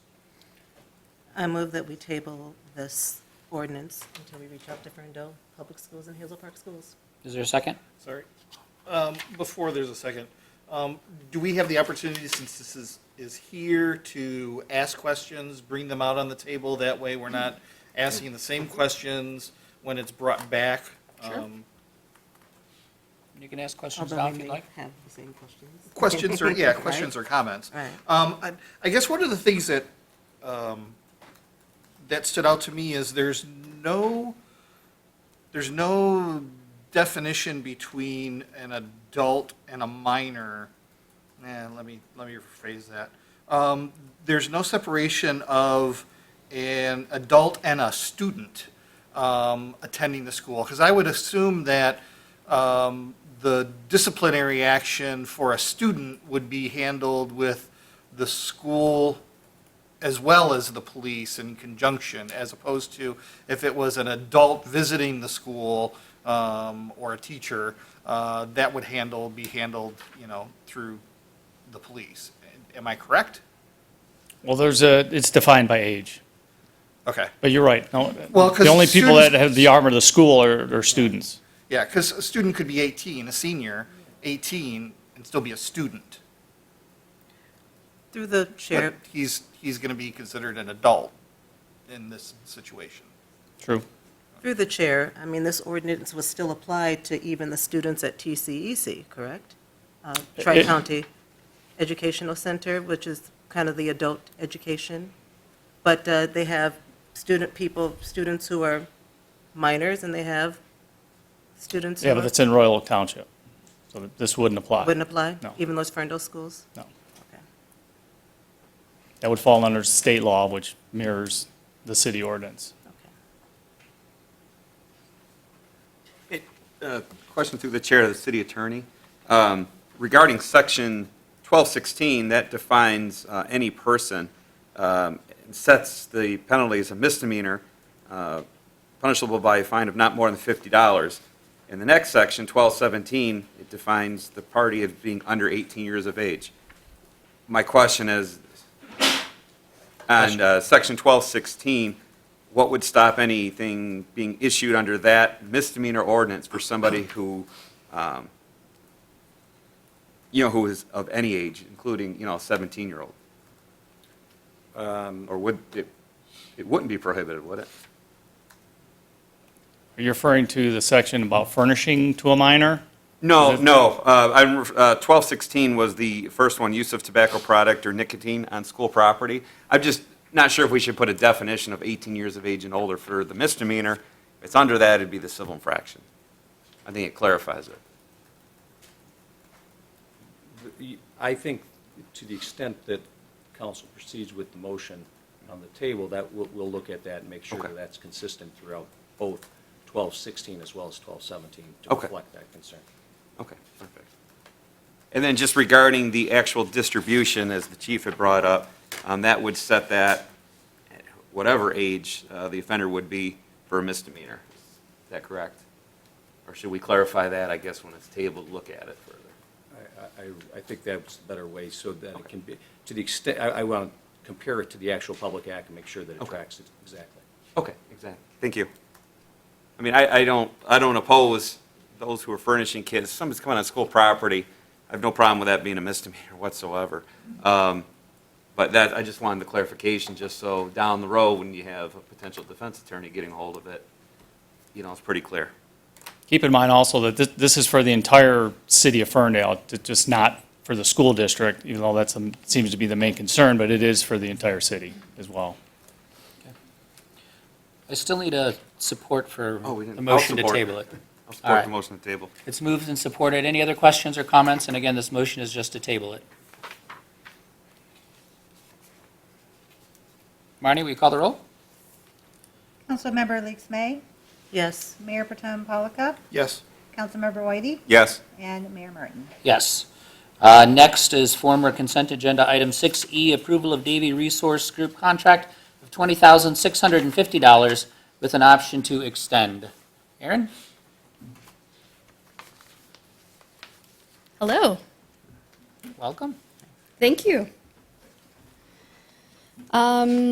So I don't really know where you would like me to begin. Why don't you do an introduction and explain what Sure. you're asking us today, and then Sure. we can ask questions. Okay. So the city has been working with Davie Resource Group for the last several years. They were first retained to do what's called an urban canopy study, and so it was a very preliminary GIS-based study to determine our land cover, to determine our tree canopy, kind of give us some best practices of what to think about for our urban canopy. And then they were utilized to do an on-street counting the trees, a full assessment, and providing resources for our DPW staff, for our other staff to improve our overall urban canopy.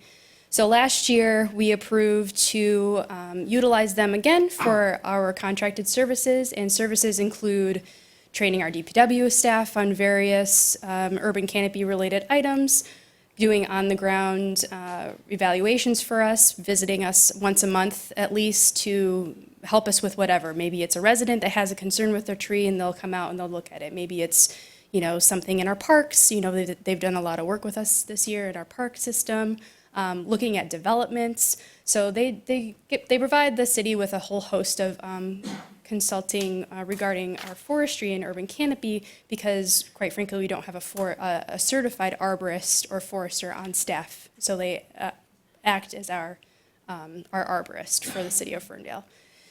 And so this proposal is it does a couple of things, honestly. It better aligns with our fiscal year. Right now, their contract is up at the end of September, and so it realigns that with our fiscal year so that we can better anticipate what those contracted services would be, as well as our budgeting. And it also ups some of the stuff that we have noticed that we're kind of lacking in the city because we recognize that we're still trying to improve our urban canopy after years and years of neglect, quite frankly.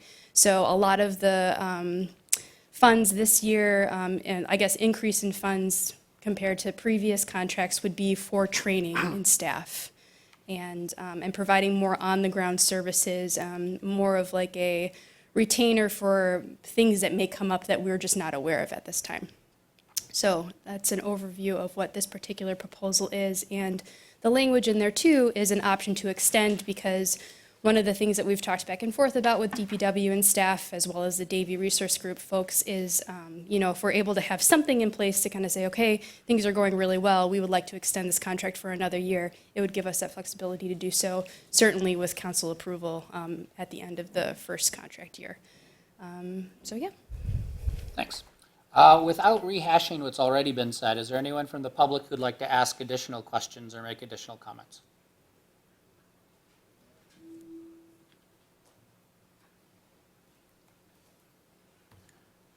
You're not even sworn in yet. I'm still the public. My question with Davy Tree is they were formerly the contract holder with DTE in this area, and as of recently, they are no longer that contract holder. So I was wondering if council is aware of that and if they know why they no longer hold that contract. I don't know. Aaron, do we know?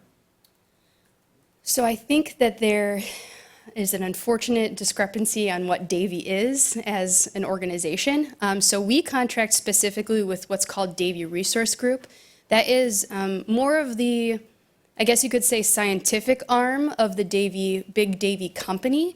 So Davy Resource Group does not do any of the removals, any of the pruning, any of the maintenance that you would see a Davy tree company doing. Davy Resource Group provides consulting services for municipalities, governments, campuses, schools, and so forth for arborist items. Yeah, City Council also, I would add that Davy Tree DRG, Davy Resource Group, is pretty typical for any municipality of our size who just don't have the capacity or wherewithal to insource arborism, so they really fill that gap service. It's really a capacity building externality for most local governments. All right, thank you. Evelyn? As I said before, why don't we look at Pleasant Ridge to see what they're doing right? Because we're doing it wrong. And obviously, the consultation that Davy is giving us is not working because our saplings are dying. They were not planted properly, they were not mulched, they were not watered. What's the point?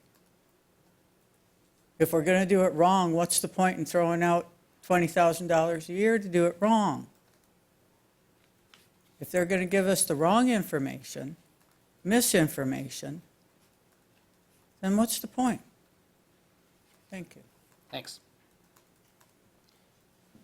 Dave?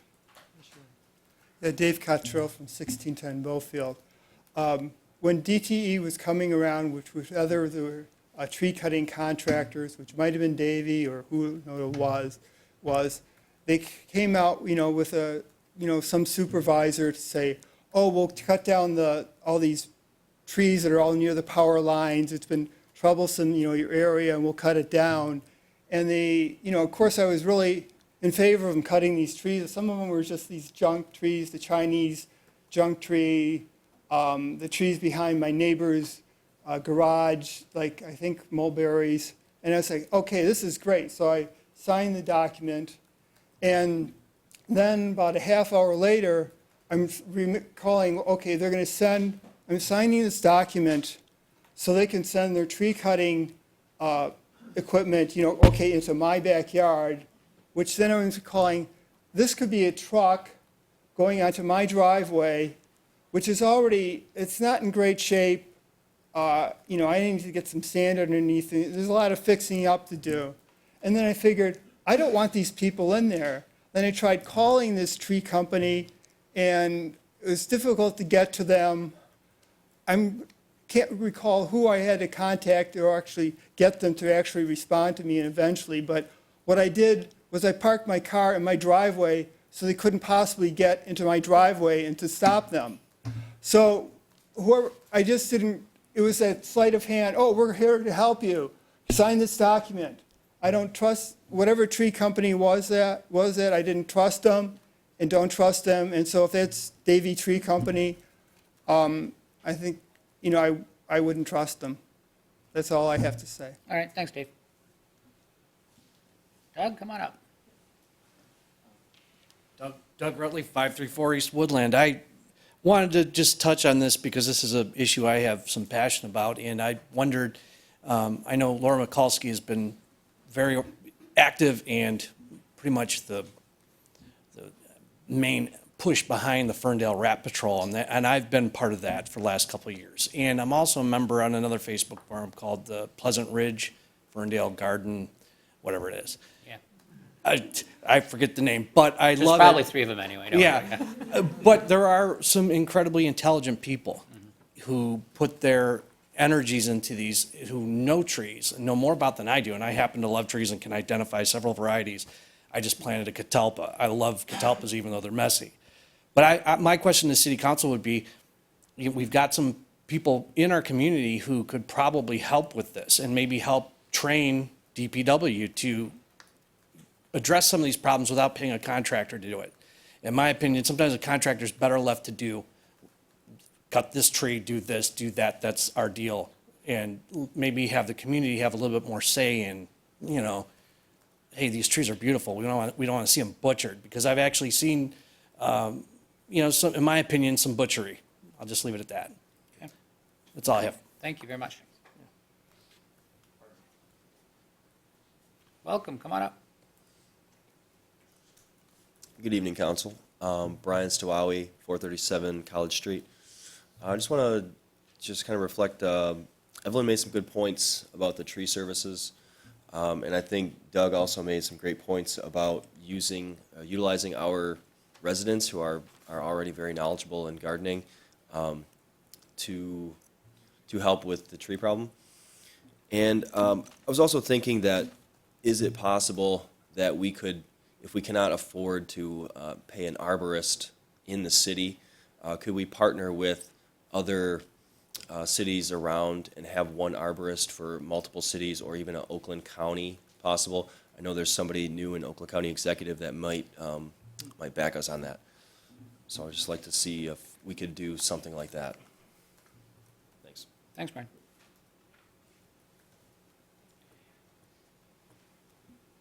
Anybody else from the public?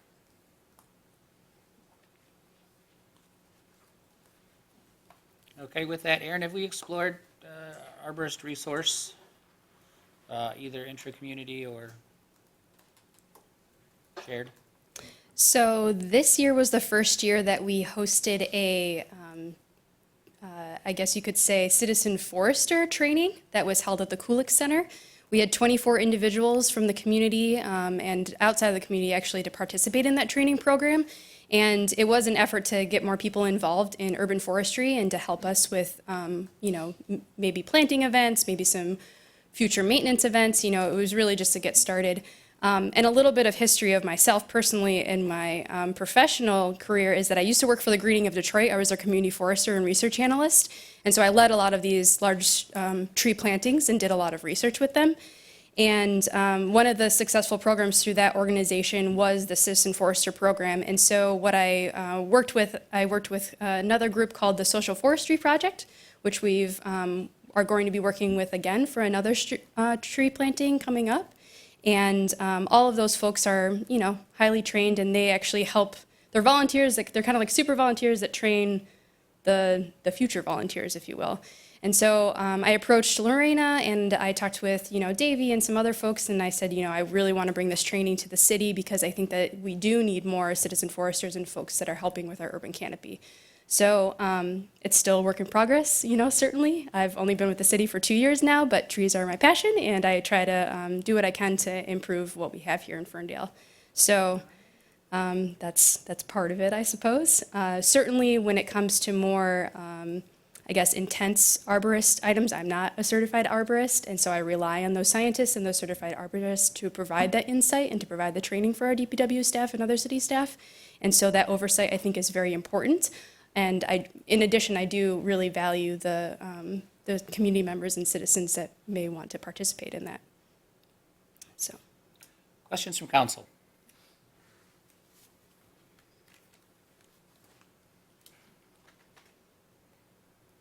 If not, I'd accept a motion. I do have a few items that Evelyn had brought up Go ahead.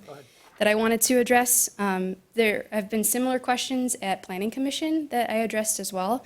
And I think one of the things I wanted to dispel is that Davey Tree Service Company that does the cutting and the pruning is different than Davey Resource Group, is what we're trying to contract with this evening.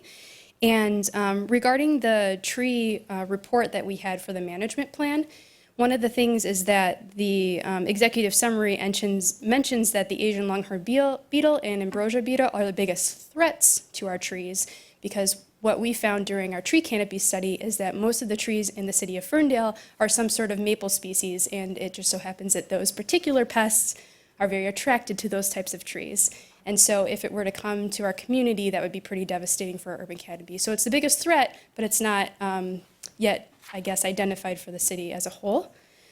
And then the other thing is just, I want to emphasize the training component. DPW staff and city staff recognize that we do need a lot more training for our staff. We have a lot of new people in our DPW, and that is a big part of this upcoming contract. So we are addressing those concerns. Thank you. Thank you. It's council's pleasure.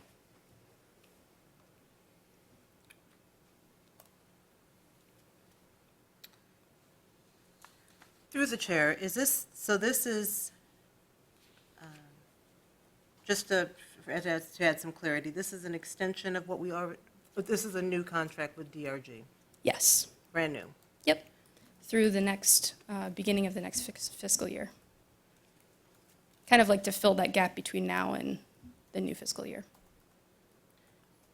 And if we didn't have the contract with DRG, what would we be doing right now regarding the trees, just if DRG was not involved? If it ends in September, we are up to the DPW staff and myself to manage the urban canopy, and we do not have a certified arborist that we can rely on to provide insight on any services. Through the chair, if I may just add a recent example of the use of DRG as just a technical expertise. Recently, they assisted the DPW in identifying and confirming 11 dangerous trees in Garbutt Park. They indeed removed those trees. Those trees proved to be healthy looking on the outside, but on the inside, they were hollow. I think some pictures were circulated by the communications department to kind of just demonstrate that's just a good example of where they're used for the DPW. In lieu of that agreement, I don't know that we have the in-house resources or wherewithal to be able to take action on that dangerous situation as quickly as that. I would also just preface this that in 2015-16, that city. I apologize. I apologize for that. So in 2015 and 16, that city council did have a number of environmental initiatives. Actually, just getting some visibility and understanding on the data behind our tree canopy was something that we just globally recognized was a deficit. So those first 3 years were kind of establishing the data on what we do have in terms of urban canopy. And I believe this next year agreement is just kind of extending that next forward. So we have the data now, and now it's more about just making sure we have the ability to maintain and then grow the canopy. And do we have an out clause? Well, it's a 9-month term. Just 9 months, but even with that, because it's $20,000 for the 9 months. Well, there is not currently in this proposal before you an out clause. So that is something that council could consider if it wished to address a different type of proposal on a month-to-month basis. And through the chair of the city attorney, if there were a breach, if Davie Resource Group breached the contract, we'd still have legal remedies. If there was a seek. breach. If there were, okay.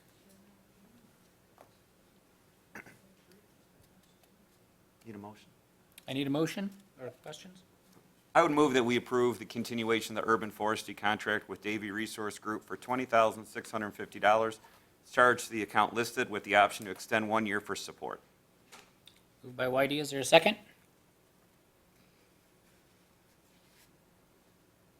I have more conversation. We need a second. For conversation. What'd you say? You can make a second for conversation, it doesn't tie you to. Okay, well then I'll make a second for conversation. Second by Leaks May, conversation. So is there, as far as a month-to-month, is that more of an expense? Is it better for the 9 months? I just would like to know what are. Through the chair, I'm not sure if there was ever a discussion regarding that type of option. That's not in the material that's been provided. Generally, though, contracts month to month are more expensive than. That's what I thought. Yeah.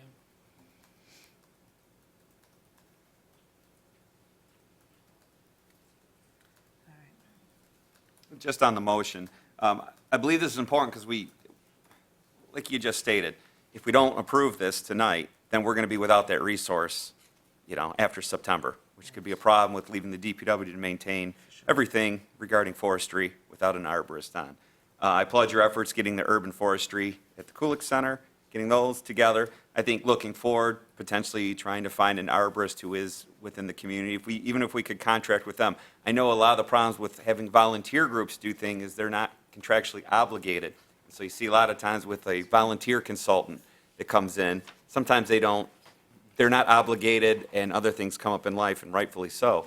And so other things take priority. But I think in the meantime, in the interim, that we need to maintain this service, but looking in the future, when this is brought back, potentially some local options would be in order. Well, and I would add, I really do value the knowledge and skill set that's out there in the community, and I'd like to continue our efforts to build that.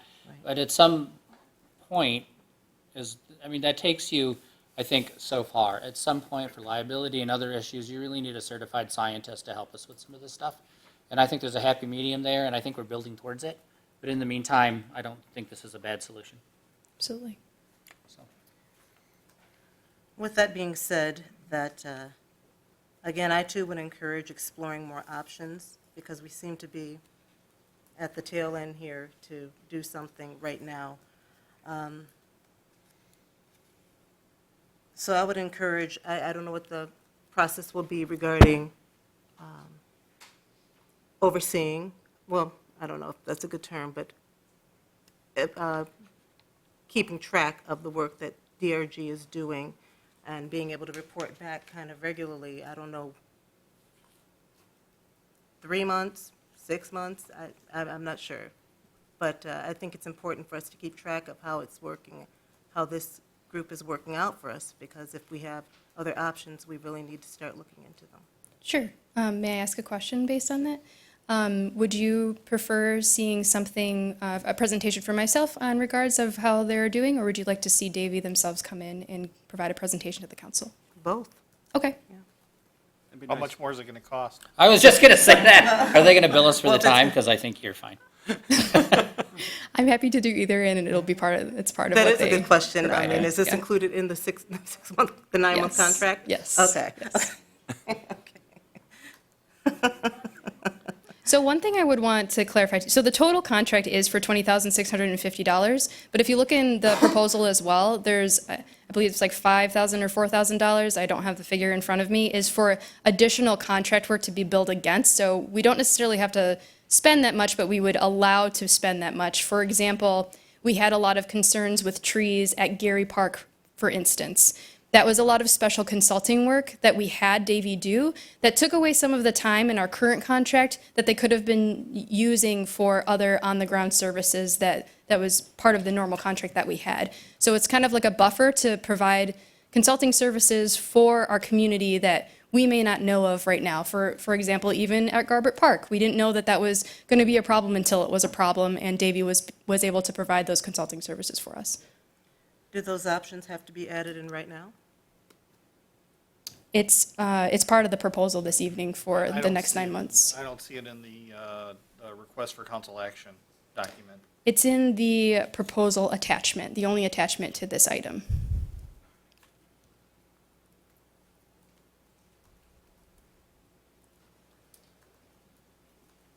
Is someone from Davy here? Unfortunately, no. No. They could not make it this evening. You're referring to the 10-page attachment from Davy Resource Group? Yes. Titled Contract for Urban Forestry? Yes. Okay. The 20.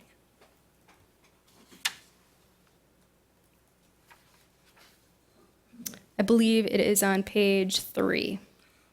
2019-20 forestry support, 9 months of forestry support for 2019-20 to be $16,900. Additional on-demand support billed based on the time and materials, $3,750. The request for council action actually adds those two figures together. Exactly. So I thought you were asking for something in addition to. No. Dennis, the public comment's over, but I'll allow you to come forward if you can make it quick.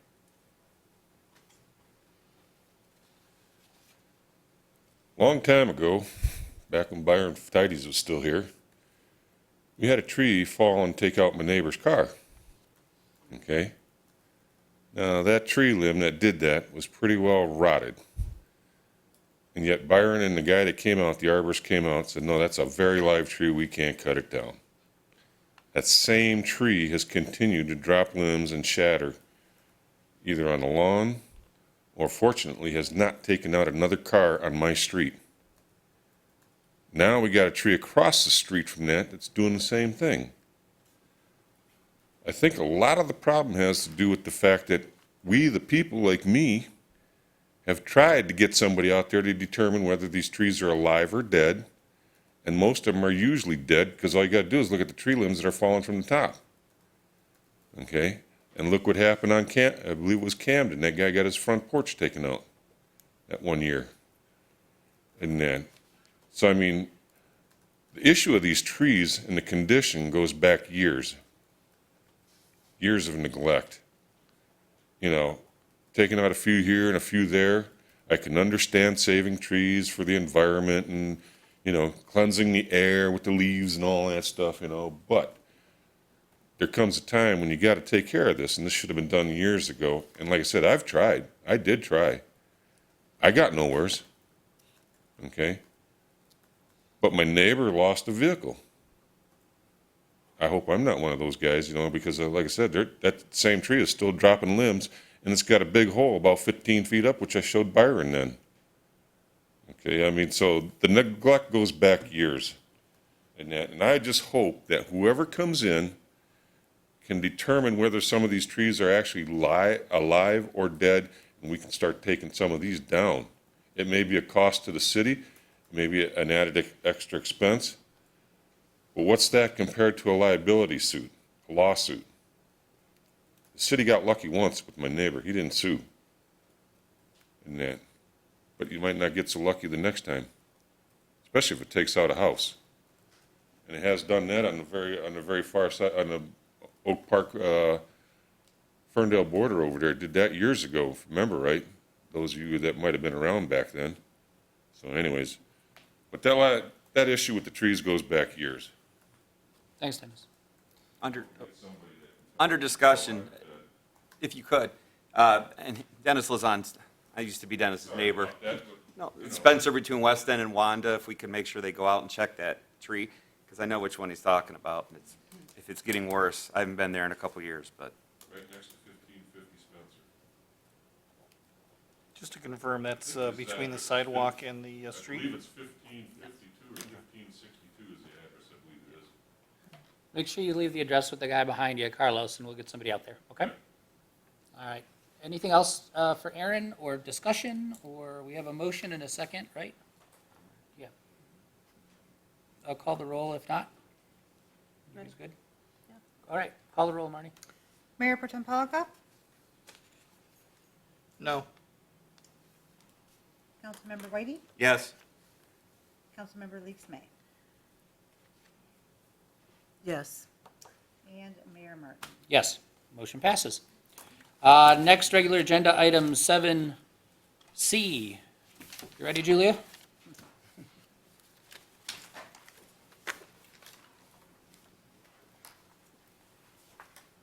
Make sure you pose long enough. Kara's going to get a picture. Yeah, come right up. Stand right there. There's a trap door. No, I'm kidding. Okay, Julia, raise your right hand and repeat after me. I, Julia Music, do solemnly swear or affirm Do solemnly swear and affirm that I will support the Constitution of the United States, that I will support the Constitution of the United States, the Constitution of this state, the Constitution of this state, and the Charter of the City of Ferndale, and the Charter of the City of Ferndale, and that I will faithfully discharge the duties and that I will faithfully discharge the duties of City Council member of City Council member in and for the City of Ferndale, in and for the City of Ferndale, County of Oakland, County of Oakland, and State of Michigan, and State of Michigan, to the best of my ability. to the best of my ability. Don't move. Hold up. All right. Let me know when you got the shot. All right, perfect. Thank you. Congratulations.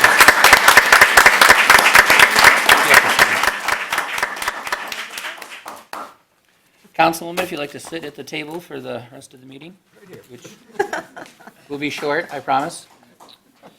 Next, we move on to call to council, and I'm going to do the same thing that I did last week. I hope it didn't annoy anybody. But if you are a department head representing the city and want to address council, I'm not going to do the roll call through the audience. Please go line up next to the wall, like the chief just walked up, and we'll go through it that way. Not the people at the table, please. Go ahead, chief. Two quick things. Number one, I sat on the oral panel for Chief Pache, and he was the best candidate, hands down.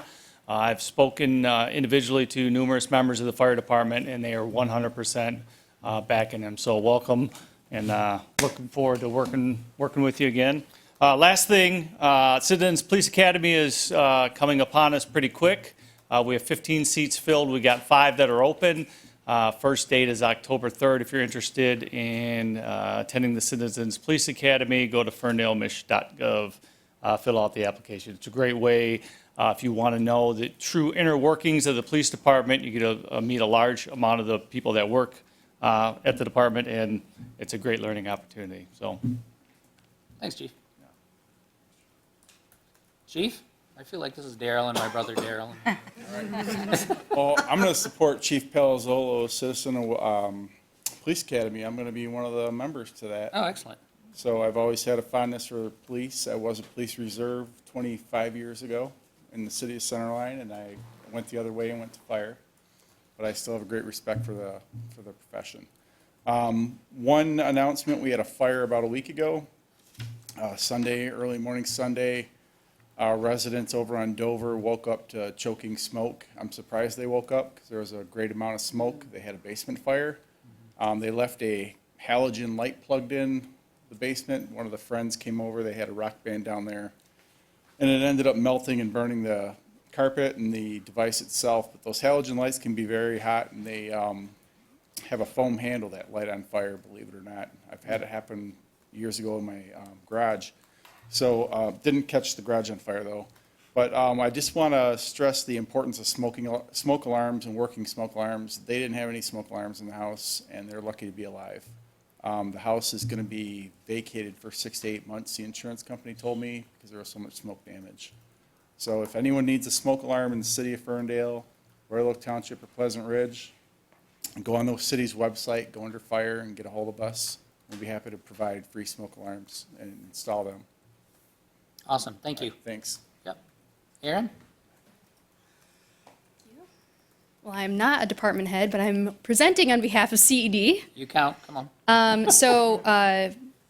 On the topic of trees, as many of us know, there are a lot of older growth oaks that were removed from Garbett Park.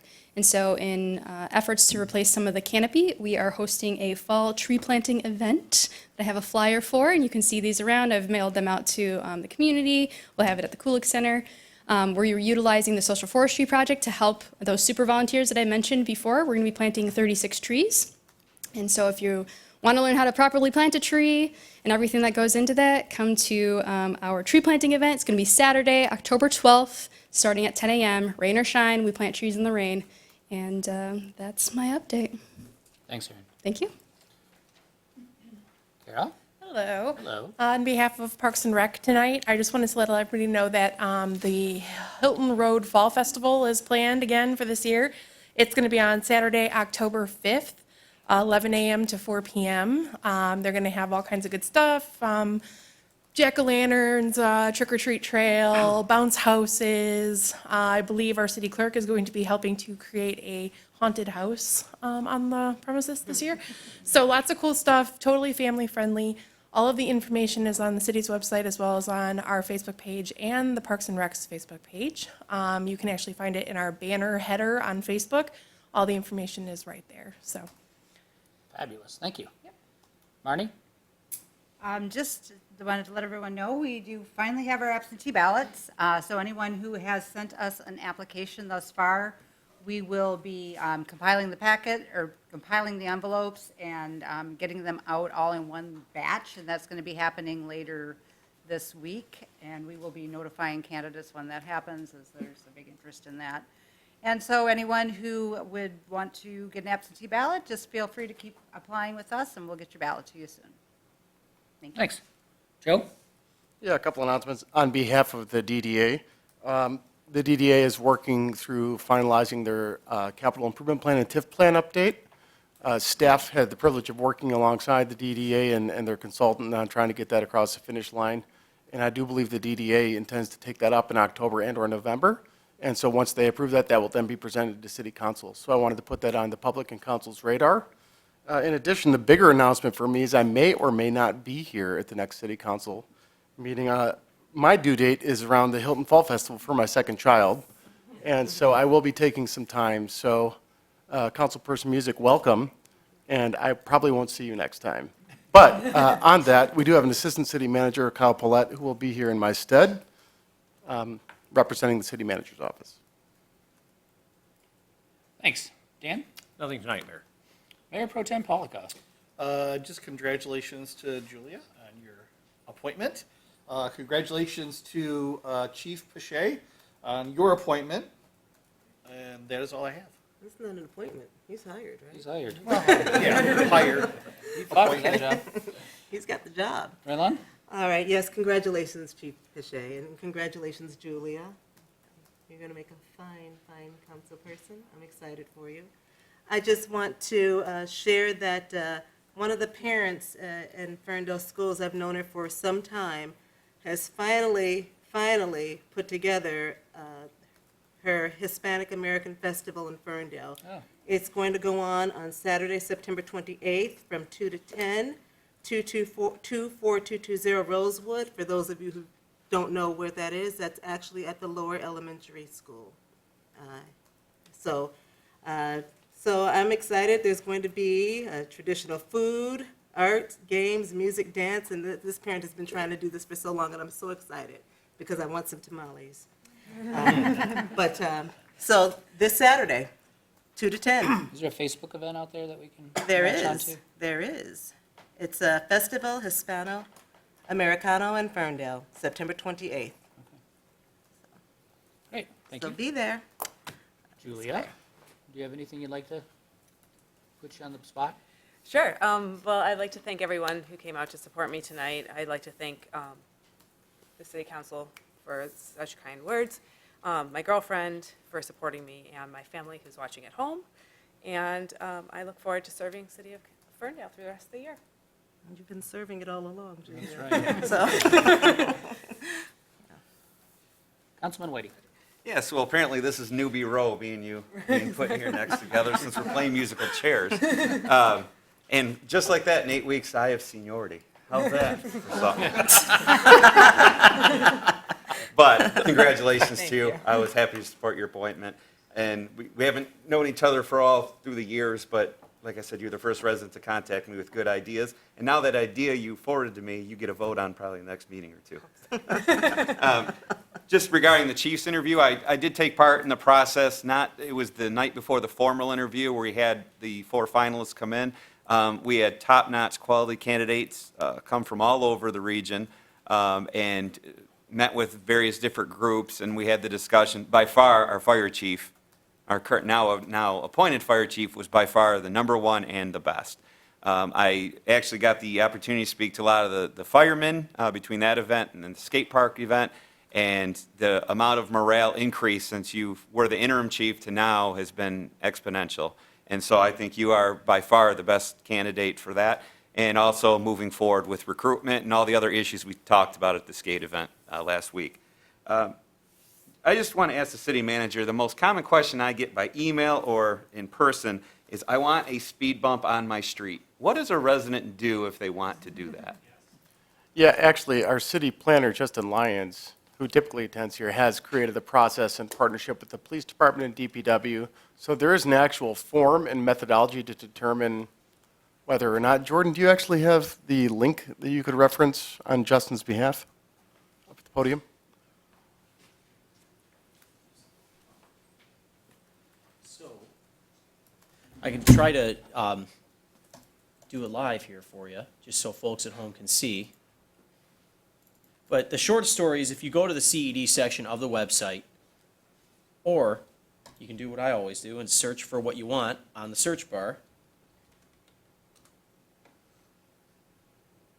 You can get quality speed humps, apparently. Or you can search down to that Apologize. I thought I would do this a lot quicker. But the short story is, if you reach out to the City of Ferndale CED department, we can hook you up with the form. It is all available online, so you can reach out. You can call me directly. I'm the director of the department, 248-546-2363. Again, that's 248-546-2363. But it also is available on the CED section of the website. But in the interest of being brief, I'll just say reach out to us and we will get you set up. The process is pretty straightforward. We do have a methodology to evaluate. It involves engaging the neighbors around you, looking at different methodologies, looking at traffic counts, et cetera. But we will get that set up for you, and we try to flatten access to that process. So if it's something you and your neighbors are interested in, we will do our best to expedite that for you. Excellent, thank you. Thanks. I appreciate it. And I forwarded an issue to the city manager by email. I know you've been very busy today regarding an issue on Pearson Street, so I know that's being handled. And the last thing I have is, while speaking to various residents and things like that, one senior citizen said, "Dennis, I watch you on the show," as she called it. She said, "but sometimes we have a problem hearing everybody up here because you don't speak into the microphone." So I've been very mindful of every time I speak to try to lean forward for not only that microphone, but the one at home. So other than that, I'm trying so that everybody at home can hear.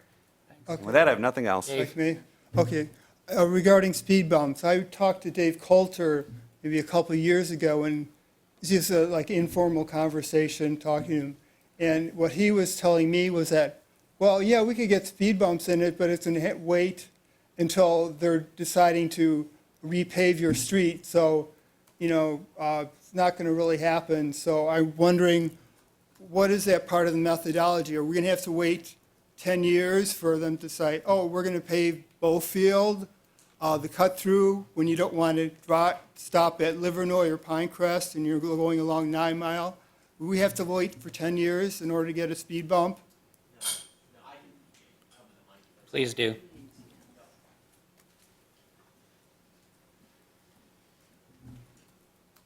No, that's a good question, but a lot of what I will say is the timing of the installation does have to do with Michigan's two seasons, which is construction or winter.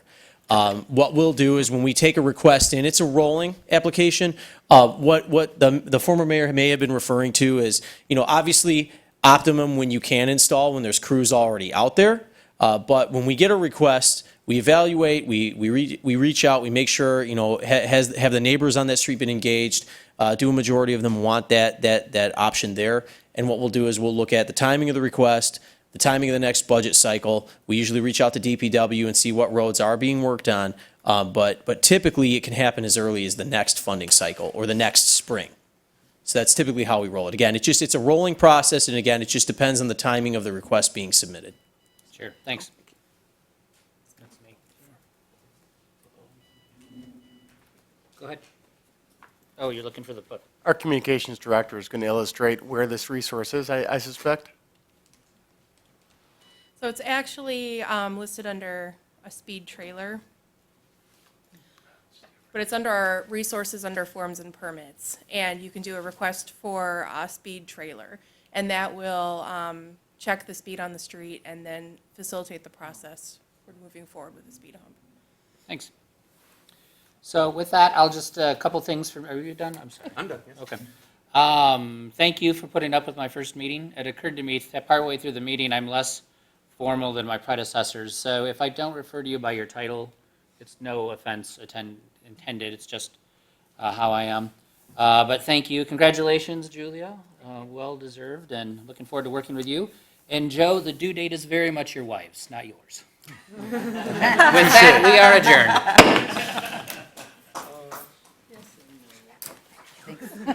I usually bring a spoon. Are we still on microphone? I should have said I wanted something to say something, but that's okay. You made it. It's not Ferndale Upper Elementary, or it's Ferndale Upper, so don't go to lower.